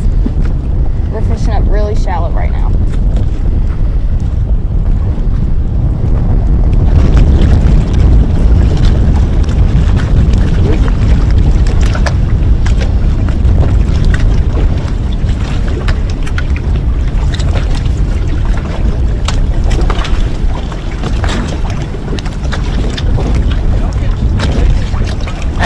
You're making some good TV, yes sir. Y'all are for sure.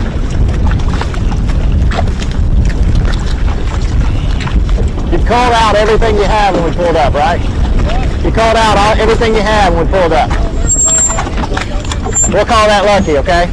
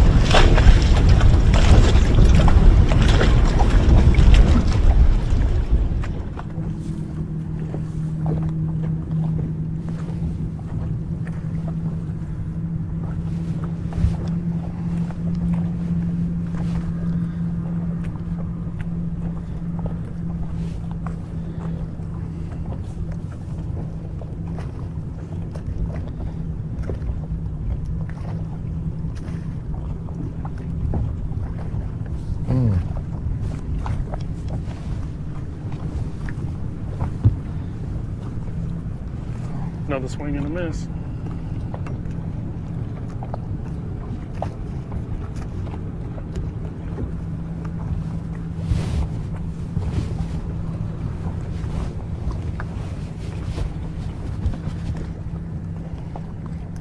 Boat on the point just caught a fish. I know.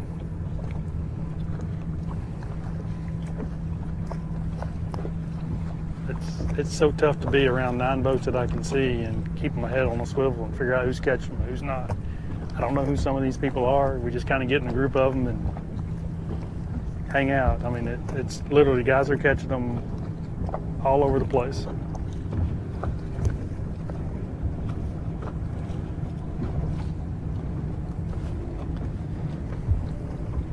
What you're seeing now, that's a boat that supposedly has caught them really well.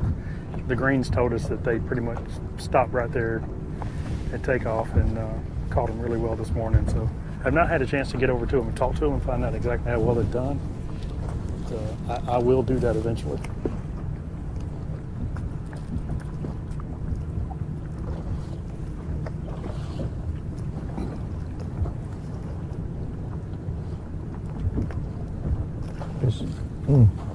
They just culled. So they just caught one and just went through the culling process.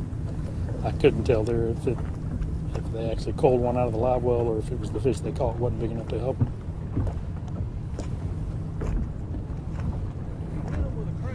You can probably see the river channel buoy that's right behind them. It's running into them, right? The buoy is the point of an island. This island splits the river channel. So the main river channel runs behind them, and then it splits coming to the right in front of their boat, coming around. They're right on that point of the island where it meets the river channel. These other boats that are here are kind of further up on the flat after it flattens off on the island itself. And they've been catching fish as well, but from what the greens told us, these guys out here on this point are really kind of in the magic spot. That's where the better fish are going to be.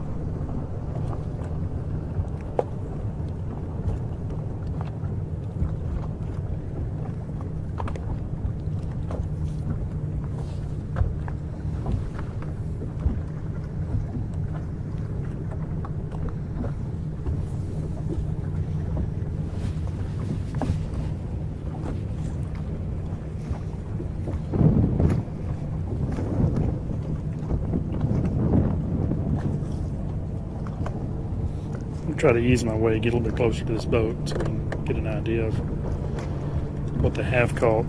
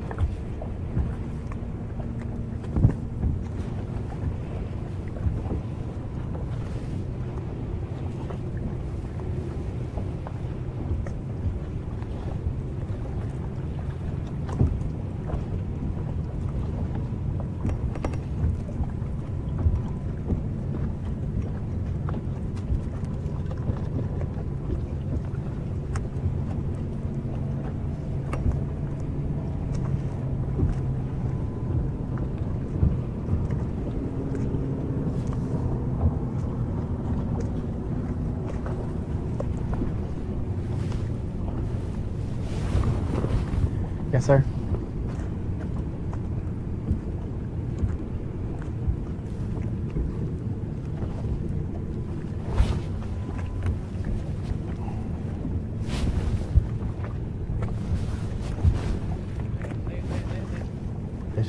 Fish.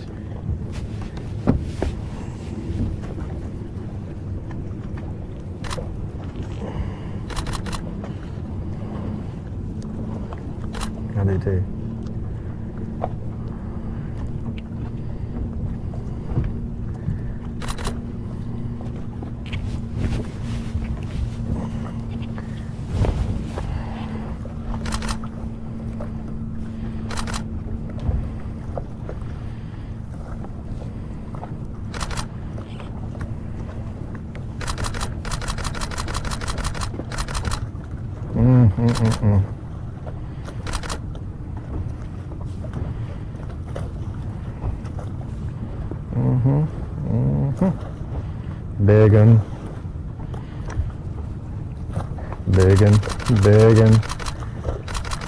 Big un.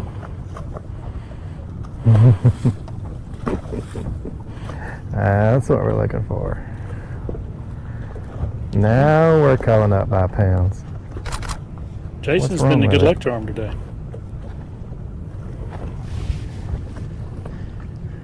What's wrong with it?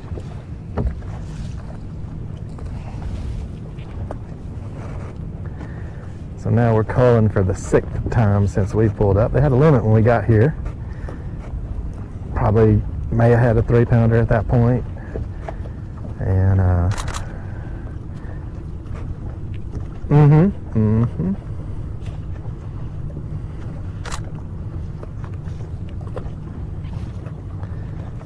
So Jason, you're on a team that's been culling pretty consistent since you got there. Are they staying in one area, or have they been moving up and down that ledge? Kenneth, when we pulled up here, they were fishing down the grass line. I had to stay on the trolling motor to keep up with them. They caught one, because you know we're good luck and we bring good luck. So they caught one, and they caught another one. They turned around and spotlighted it into the wind, and they started casting. And angler in the back of the boat said he can feel his crankbait hitting them. He says, I know there are a lot of fish down there. Wow. Yeah, we've seen a lot of that today. And they these just fish shared they being only got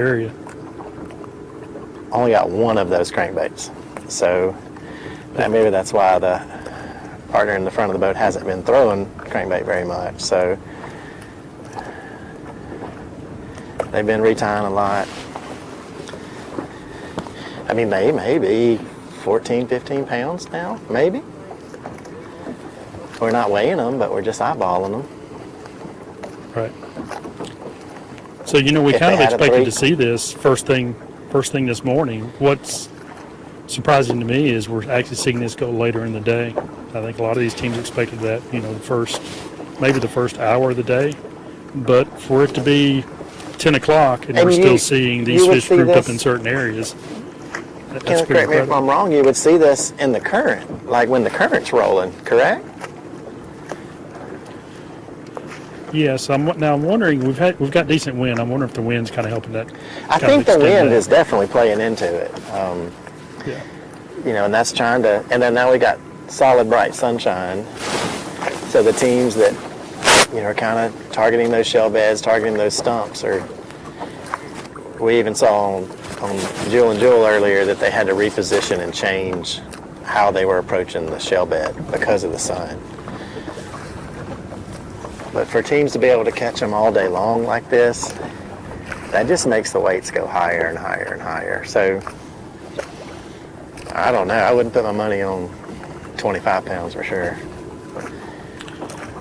It also kind of leads us to believe that there's a potential of any team to find the right group of fish throughout the day. So there could be a team out there. I mean, we were on Samson Wiggins earlier that only had 4 fish for 4 pounds. But if they can get in the right area, that can change in a hurry.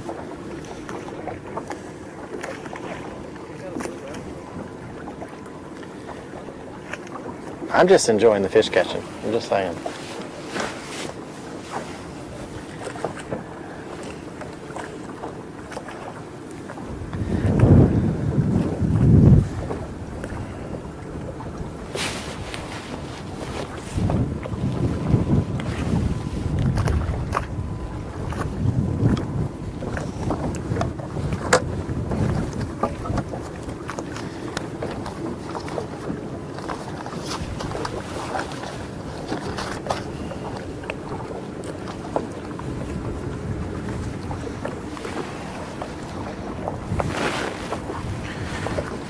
I have another small one. We're close enough now. We'll be able to see if this next going to help it. I bet it doesn't help it. That may not even be a keeper.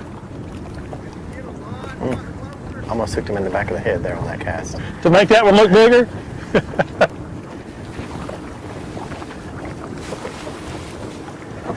Now, I've been told you guys have been catching them pretty regular. What you got? The boat captain is on the hunt for one of those crankbaits.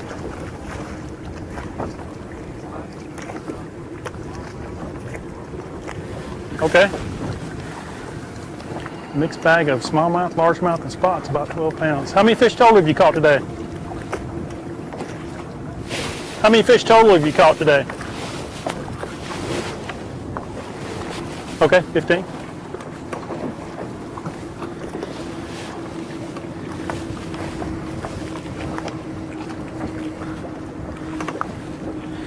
How big is the smallmouth? Do we need it? Do we need to make an academy run? Yeah. $50 for a DT10 right now.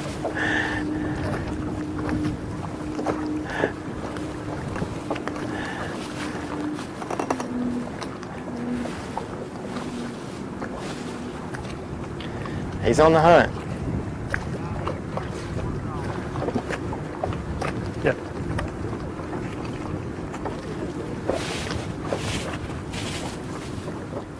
You guys boat 175? Okay. Yes. This is Sam Long and Jason Atkins. Good job.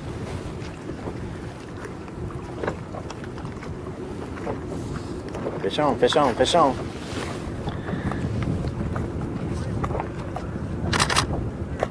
Nope, grass bed. Looks good.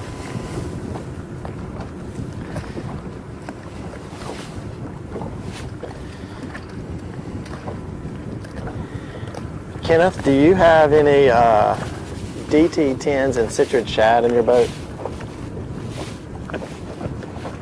That is a possibility, actually. I got a low bid, I think, for $50 for one. I know we can't provide them to them, but just saying, we got We only got one over here. Those baits get real expensive on tournament day.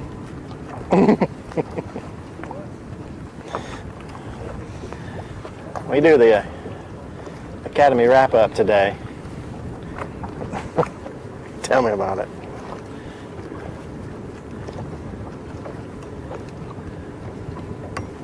He may break out the paintbrush and paint one.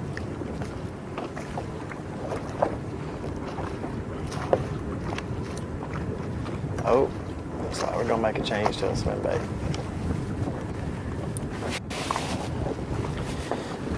Are guys moving around on y'all's end of the lake?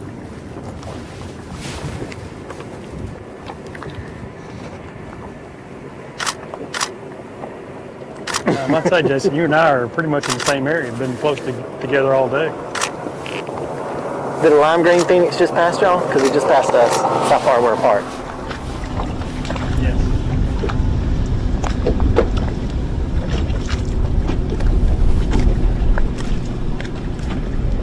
One more time.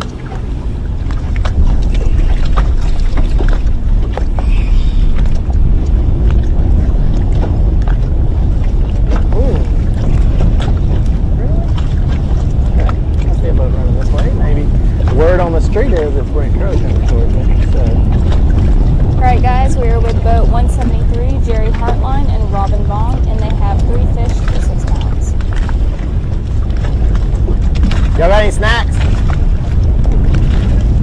Yeah. Man, I'm enjoying it. I need some snacks. Probably selling for like $50 a cracker.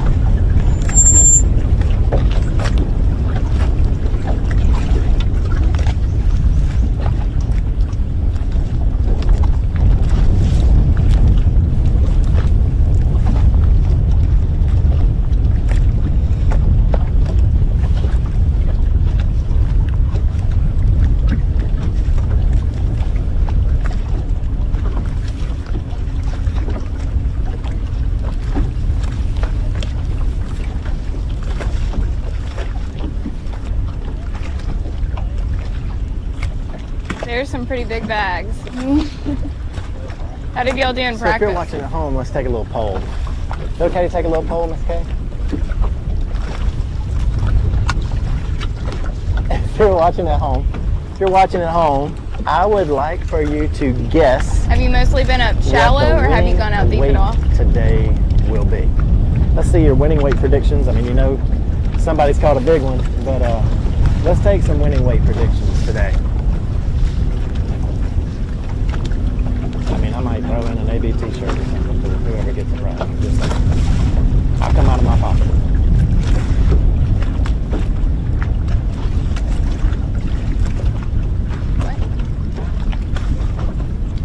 Big time. So once again, if you're watching at home, in the comment section below, type the winning weight today. 5 fish. Roasted. Something else.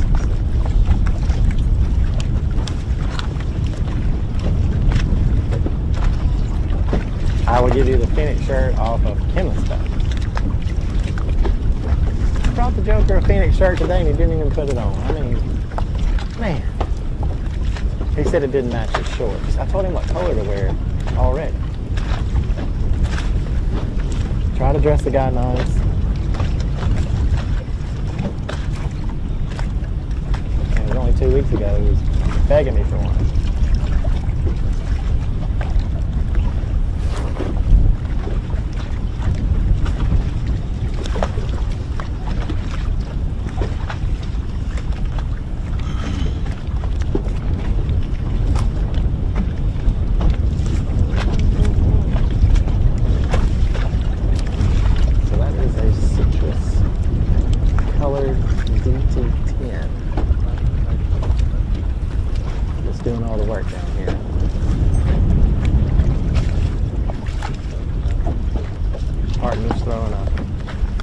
swim bait of sort.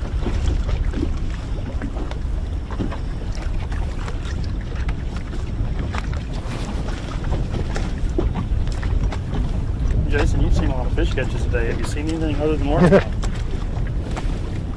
Yes, I have. I saw a massive smallmouth that probably went close to 10.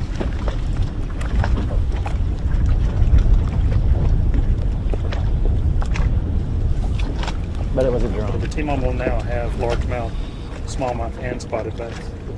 Oh, going for the dirty 30. No, all I've seen is largemouth. Big ones. Big ones. My team is still sitting back there on that spot, too.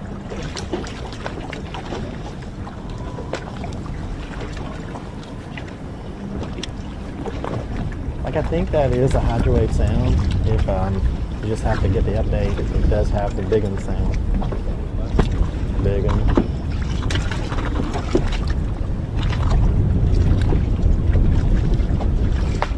ABT version, yeah. ABT version has big one.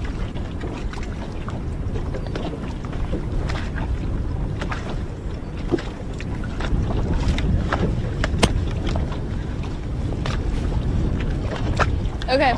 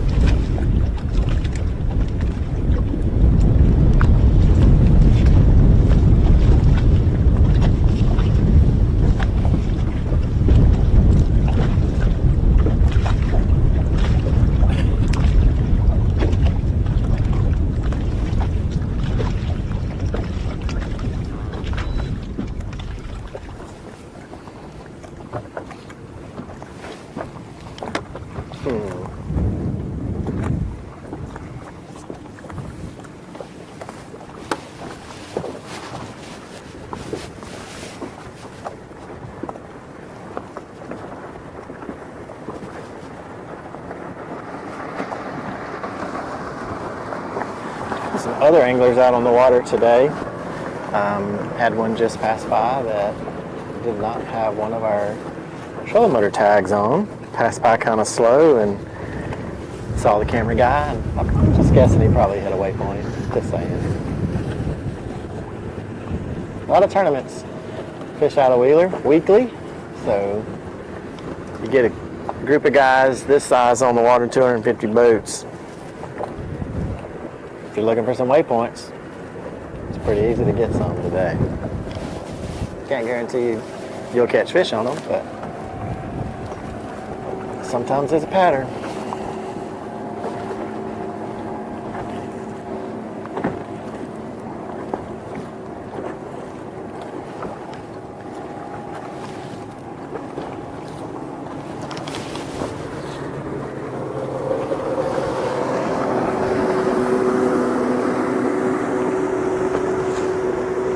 More boats moving around.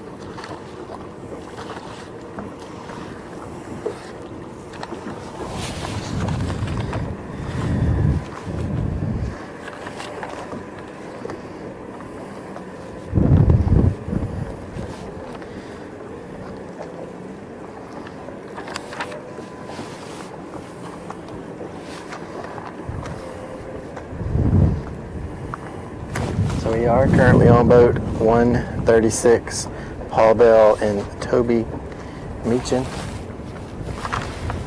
Sitting maybe, don't have a scale, maybe 13 to 15 pounds. They have culled up about 6 times since we've been here, culled through every fish they had previous to this spot.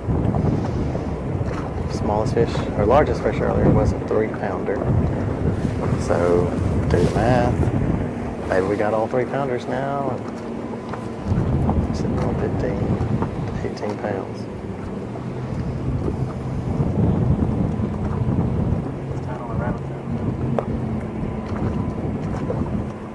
So we're making a bait change at the front.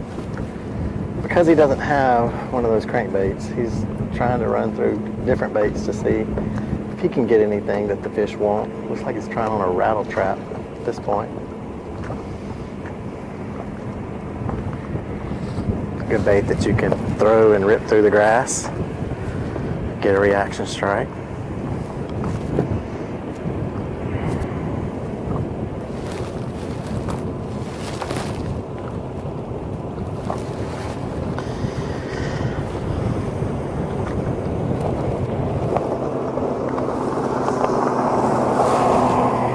There's a Phoenix Yamaha headed down river. Black, silver, and silver.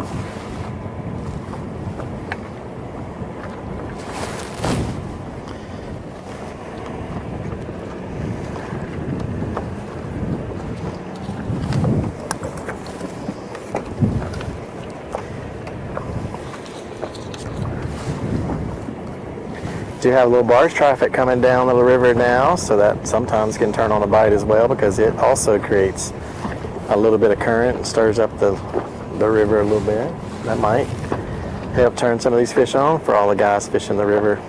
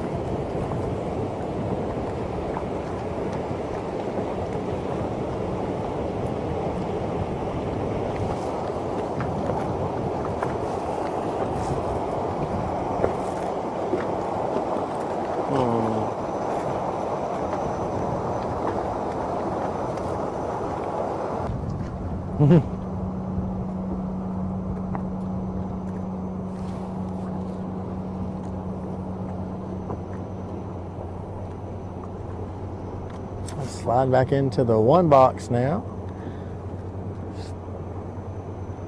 Still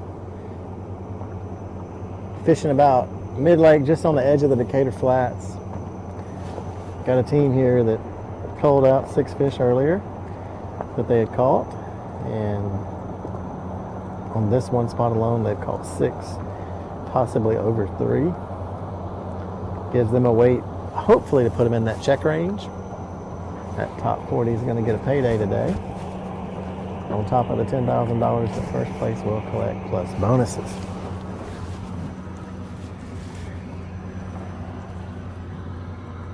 Kind of had a late flurry of fish catching. The wind was picked up a little bit more than it has at this point. We do have a barge, you probably can hear in the background, going down the river. Got a good wake coming across right here in just a second that might push these fish around, push the bait around, stir it up a little bit on that shell bed, and you might see them catch them again.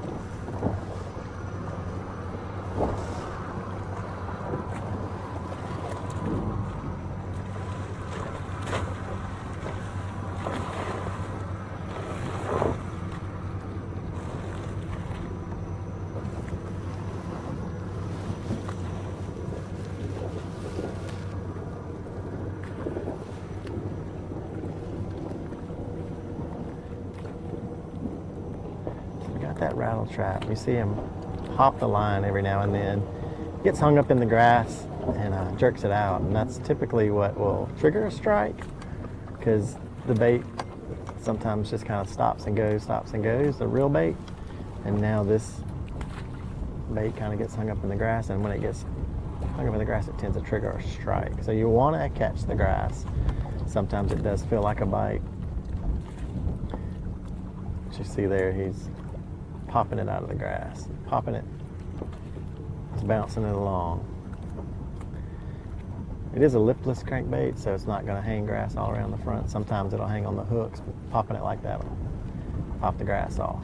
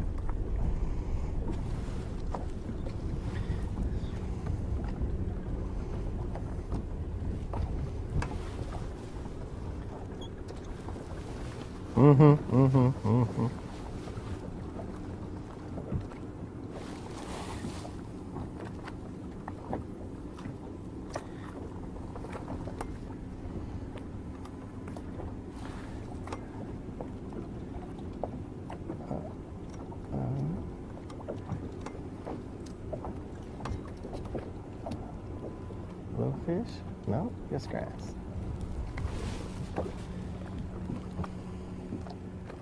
So they're making a cast. We're sitting in 21. They're making a cast up into 3 foot of water.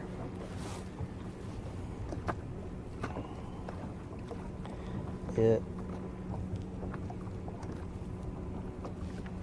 it's less than 100-foot cast. So they're sitting in the back a little bit further than us. They're probably sitting in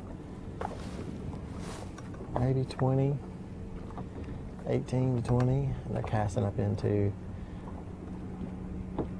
3.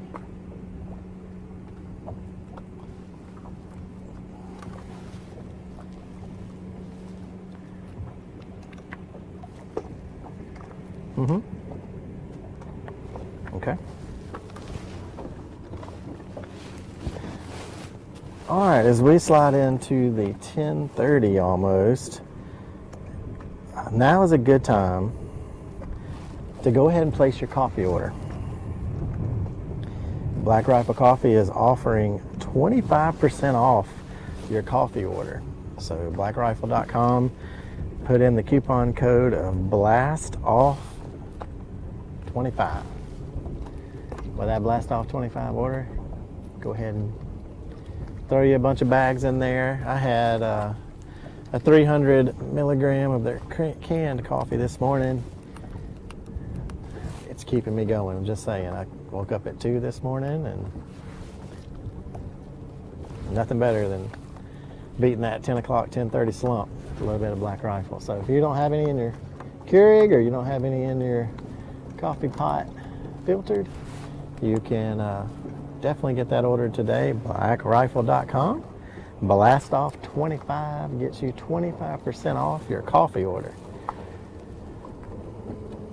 I know we got a little lull in fishing here, so you may want to open up a new window and go ahead and place that order.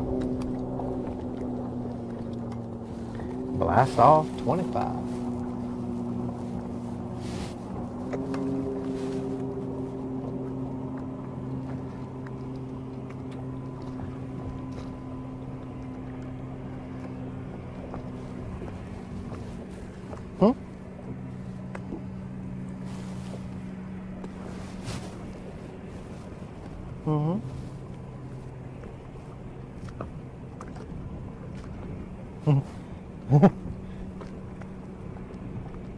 Uh-huh. Upriver, downriver. Are they on?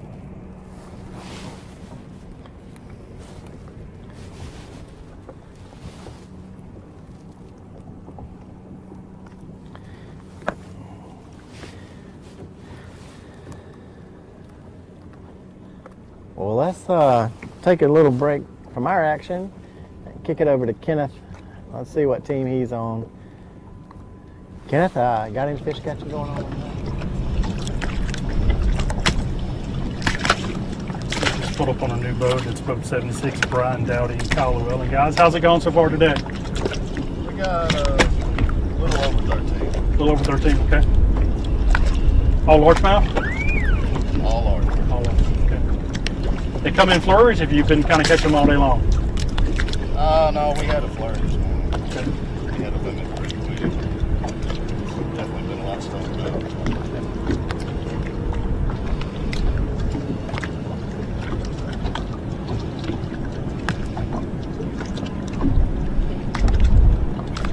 What are you guys targeting right here?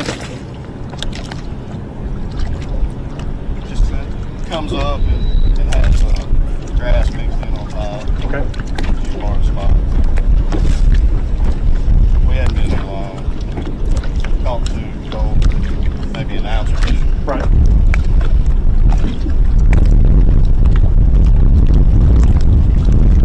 How many total fish you think you caught today? Fish? Yes. Okay. It's been a good day. Just need to find some bigger ones. Just need some bigger. Pull up.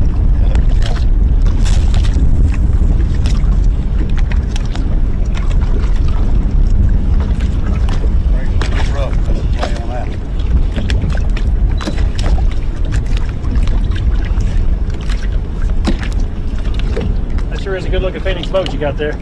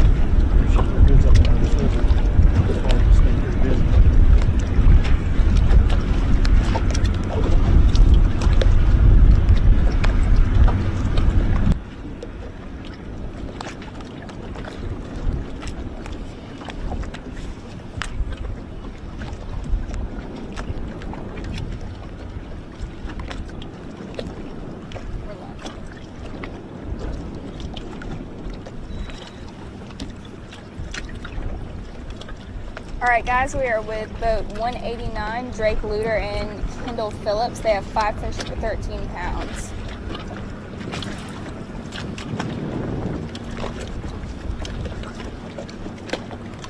How did practice go for you guys? Well, how many days did you get? So what are you doing right now? Are you fishing like isolated eelgrass patches? That seems to be kind of the trend for all these spots that are out in the open. What baits are you using? Worm? Chatterbait? Have you picked up a Carolina rig at all? Okay.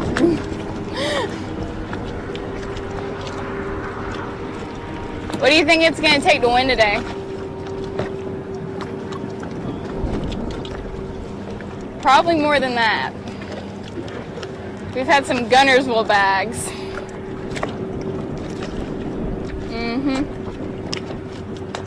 Yeah, I'm excited for weighing.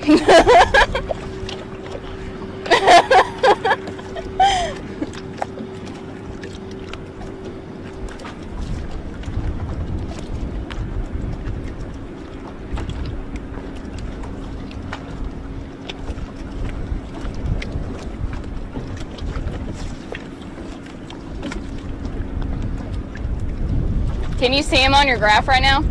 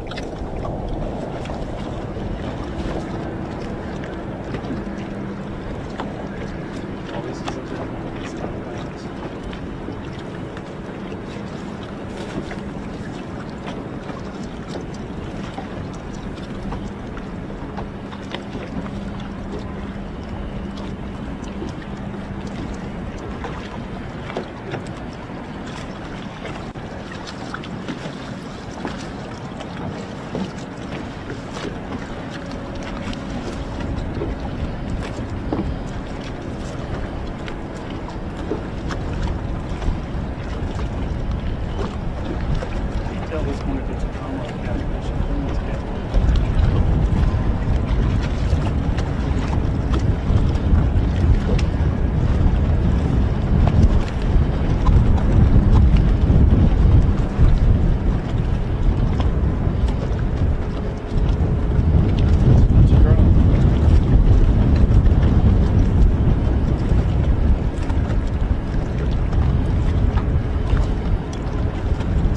I've been watching this team. I've watched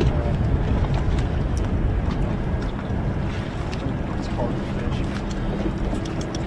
Hooked up on this fish and they got real excited, jumped to the net and everything else. That fish got up to the boat and realized it wasn't fast. Got their heart pumping.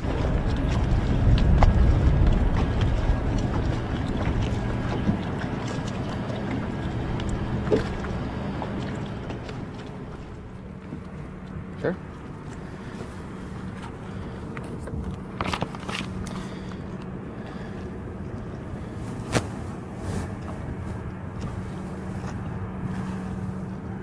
Boat 56, Alton Holcomb Jr. and Stephen Patton said that they have a limit, probably caught 3 limits already, but don't really have anything any size. They've moved around a little bit, said they practiced last weekend and one day earlier this week. You know, catching fish, but not able to really cull up by pounds. And I think that's kind of what you're going to have to do today if you got a small limit.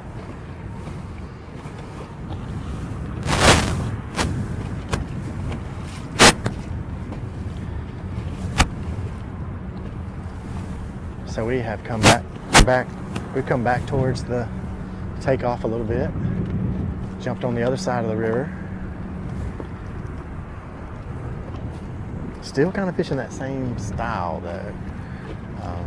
Slow, jig, crankbait. So,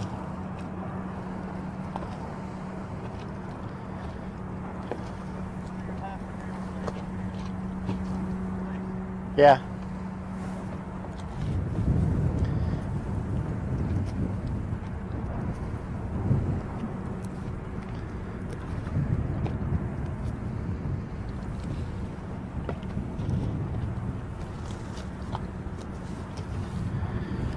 So they're setting on a small limit. They may have 2 that are 4. And they said they really can't catch anything over that. They've probably caught 15 fish today. And they feel like the big ones are just really scattered out. That's kind of what we've heard from some of the guys is you gotta kind of fish through an area to find the big ones. Now, Jewel just stayed in an area and caught 5-pounder after 5-pounder. But thought that was a hook set coming there.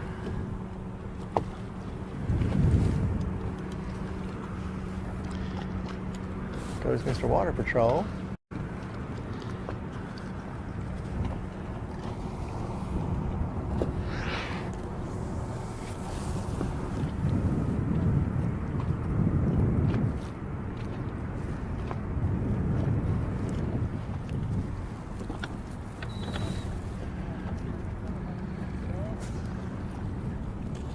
All right, I hope everybody's got their Black Rifle coffee order in. You know, we just said that a few minutes ago, so blast off 25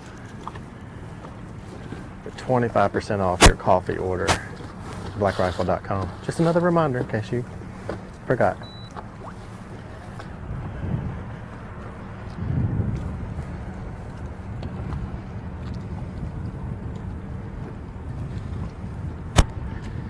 Got a lot of rods on the deck. Lots of options. See that many rods, we usually think, you know, we don't have it really narrowed down.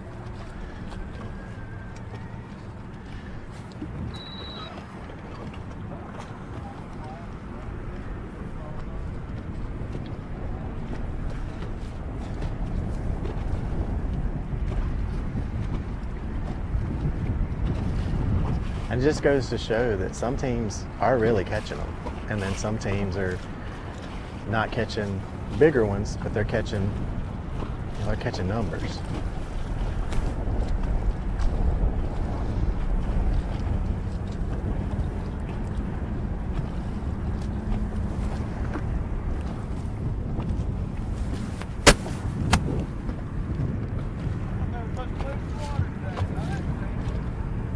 Yeah, I don't know. We need a little rain, I think. They'll probably pull it all day tomorrow, you know? Go ahead and pull it down. I think they saw the ABT was coming.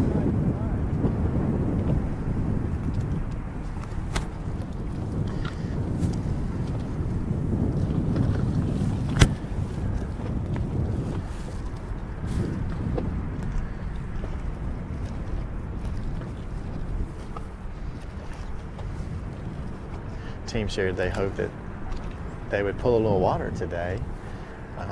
I haven't seen any current. They said based on the generation schedule, they thought they would pull a little bit in anticipation of the rain that's coming tomorrow. Might get some later this afternoon. Those lockmasters sometimes don't really care about the fishing. You know, their job is to make sure we've got barge traffic able to navigate and we've got floodwaters under control. So if you find one that's a fisherman, you might want to get his phone number. He could definitely turn it on for us. Looking at the live scope, they are in this area. I see them swimming by.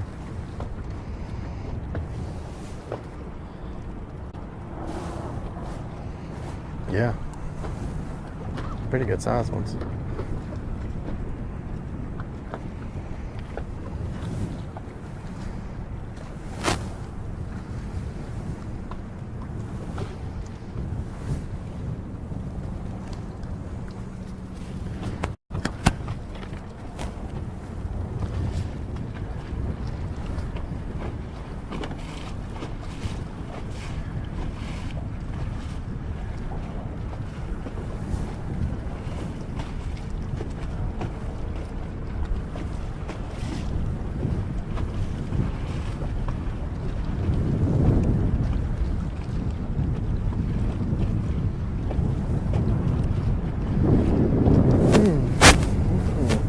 Wind has picked up again.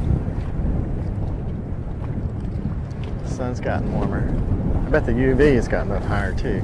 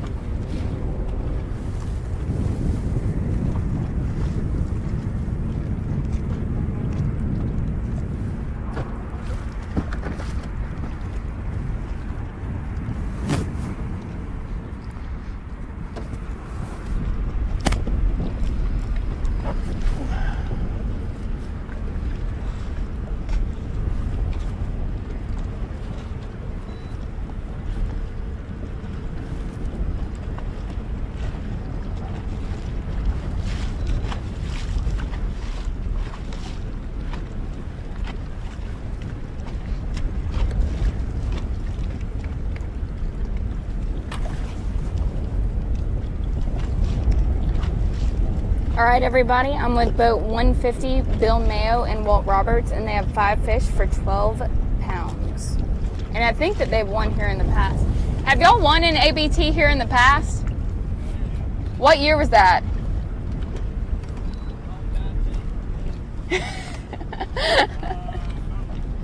Four years ago? Okay. 4 years. What were you doing when you won that? At the dam?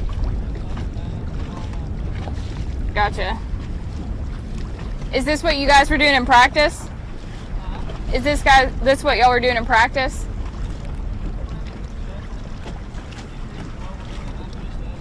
Nice.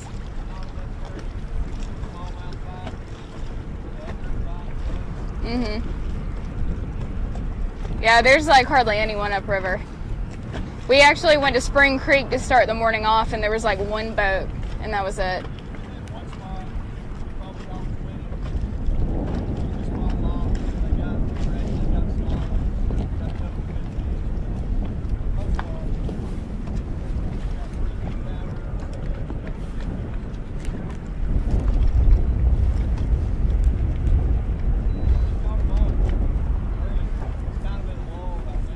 Yeah. Do you live around here? Oh, okay, gotcha. Mississippi, woo.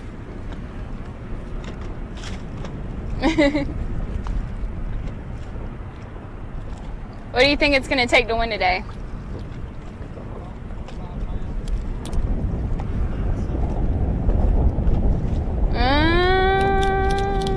I don't know about that. More.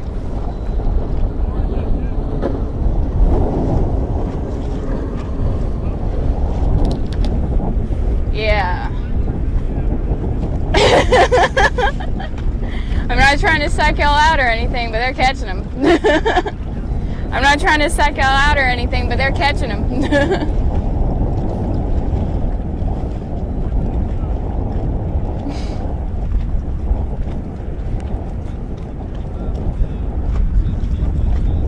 Possibly. I don't know how everyone's doing. I just know that we do have a couple anglers that have been doing really well today.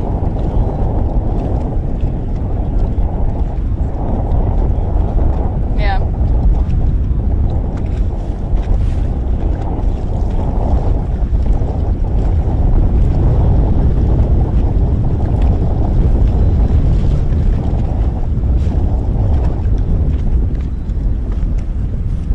Are y'all fishing isolated eelgrass patches?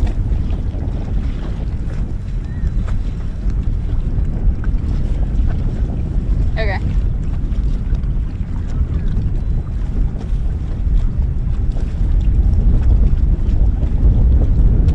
Okay.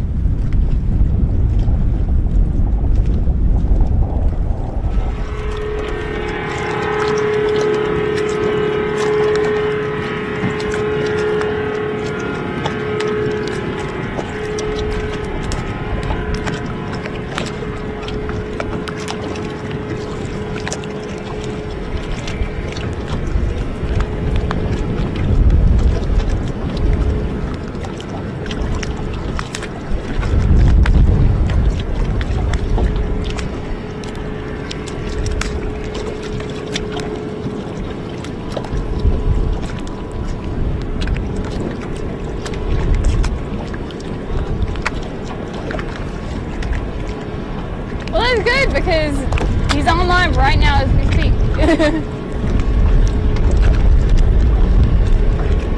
Do you want to shout her out? Say anything to her?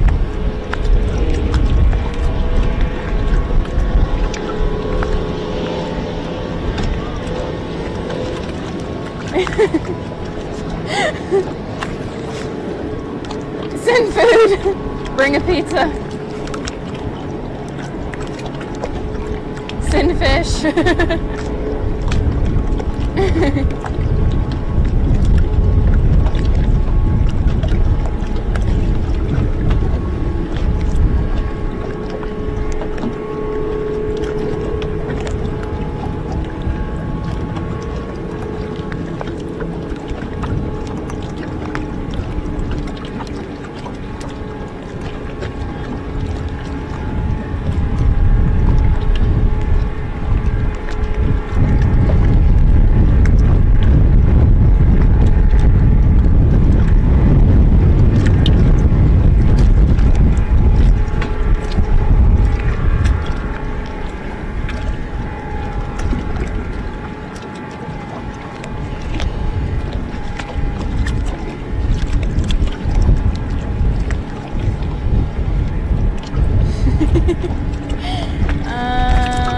I don't know.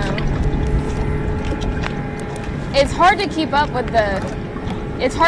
with how much weight everyone has because sometimes when we'll be running, I'll miss parts of the call So I'm not sure. I know it's 25 plus though.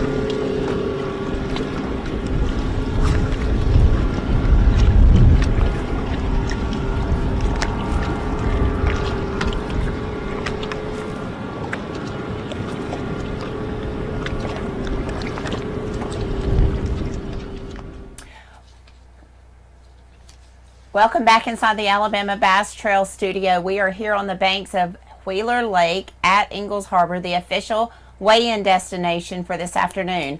Weigh-in will start at 2 o'clock. Right now we're going to go into our Busch Light wrap-up of the tournament. We've seen a lot of fish catches out on Lake Wheeler today, and we've seen a number of people located within a 2 to 3 mile stretch of the river. So we're going to go ahead and get back out on the water and do the Busch Light wrap-up with Laura Ann.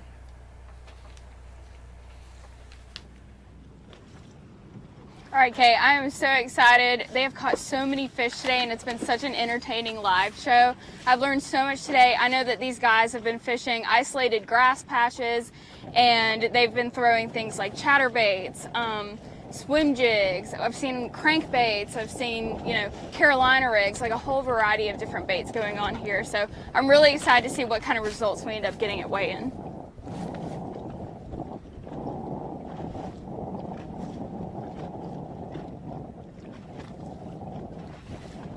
All right, let's kick it over to me and let's take a look at what happened here at Mid-Lake. We would call this the Decatur Flats area, and what happened today was a lot of fish catching. We stopped on the spot first thing this morning, just barely came out of the pocket, and saw teams that already had a limit. I mean, a limit before we were able to get in the boat and get back out. Then we moved over to Shane Jewell and Eddie Jewell. When we moved over to them, they had 20 plus pounds, and they culled a few times while we were there and probably sat after that with over 25 pounds. So they're the team that we saw today that's probably our unofficial leader. I'm expecting there's going to be a lot more teams out there in that 20-pound range, and when they come to the scales this afternoon, it's going to be good. So you want to make sure that you stay tuned, and let's get over to Kenneth.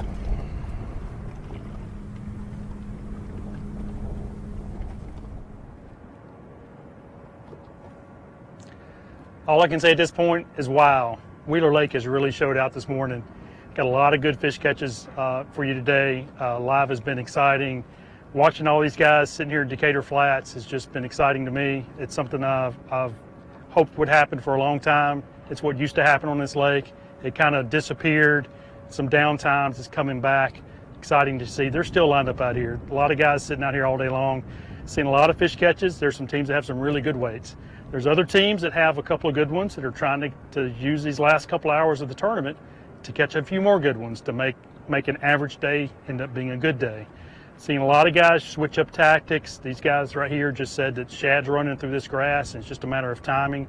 They're alternating their tactics, their baits that they're using, and how they're doing it, hoping that they can be there at the right time when the right group of fish move through. Weigh-ins are going to be exciting. Please come back and join us during weigh-ins. These guys are going to bring in a lot of fish, a lot of big fish. It'll be largemouth, smallmouth, and spotted bass that I see come across the stage, but it'll be largemouth that'll win this tournament. Thanks for joining us. Stay tuned for weigh-in. Thank you. Thank you everyone who tuned in today for an exciting tournament. We ran a little long today. We gave you 5 hours of coverage out on the water. We knew things were going to happen quick, but what we wanted to do is be able to show you how crowded things can get, but just how great Wheeler Lake can produce. You know, it's always been known as the little sister to Lake Guntersville, but I think it is making a name for itself now. We saw Brent Crow. We were hoping to catch back up with him later on today to see how he did, if he improved his day. We were unable to find him out on the water, but we did see a team that wins a lot of tournaments here. Eddie Jewell, Shane Jewell, they spent a lot of time on the Tennessee River. We're estimating they had between 25 and 27 pounds when we left them. They had caught 70 fish on that spot, so they were deciding to leave and maybe go look for some other areas. We welcome you out to the weigh-in today. It starts at 2 o'clock here at Ingalls Harbor. We will have some bleacher seating available, so but I would encourage you to bring your lawn chairs, bring your umbrella if you would like to stay out of the sun. It is a bright, sunshiny day here now, so please make sure that you make those accommodations. We would love to have you come out and visit with us. The first fish should cross the stage somewhere around 2:15. We will be live streamed on AlabamaBassTrail.org, as well as on YouTube at Alabama Bass Trail TV, and here on Facebook on Alabama Bass Trail Tournament Series. So thank you all for tuning in today. We'll be back at 2 o'clock, and we'll be weighing in a whole bunch of fish and giving away a whole bunch of money. Thank you for tuning in. Live coverage of the Alabama Bass Trail Tournament Series, presented by Black Rifle Coffee, has been brought to you by Phoenix Boats, Fish Alabama, Alabama State Parks, Amherst Federal Credit Union, by Mountain Dew, by Garmin, TH Marine, Academy Sports and Outdoors, by Jax, Bill Penny Automotive, Wooddowie Marine, Strike King, Luz, by Bahio Sunglasses, and by Bush Light. See more on AlabamaBassTrail.org.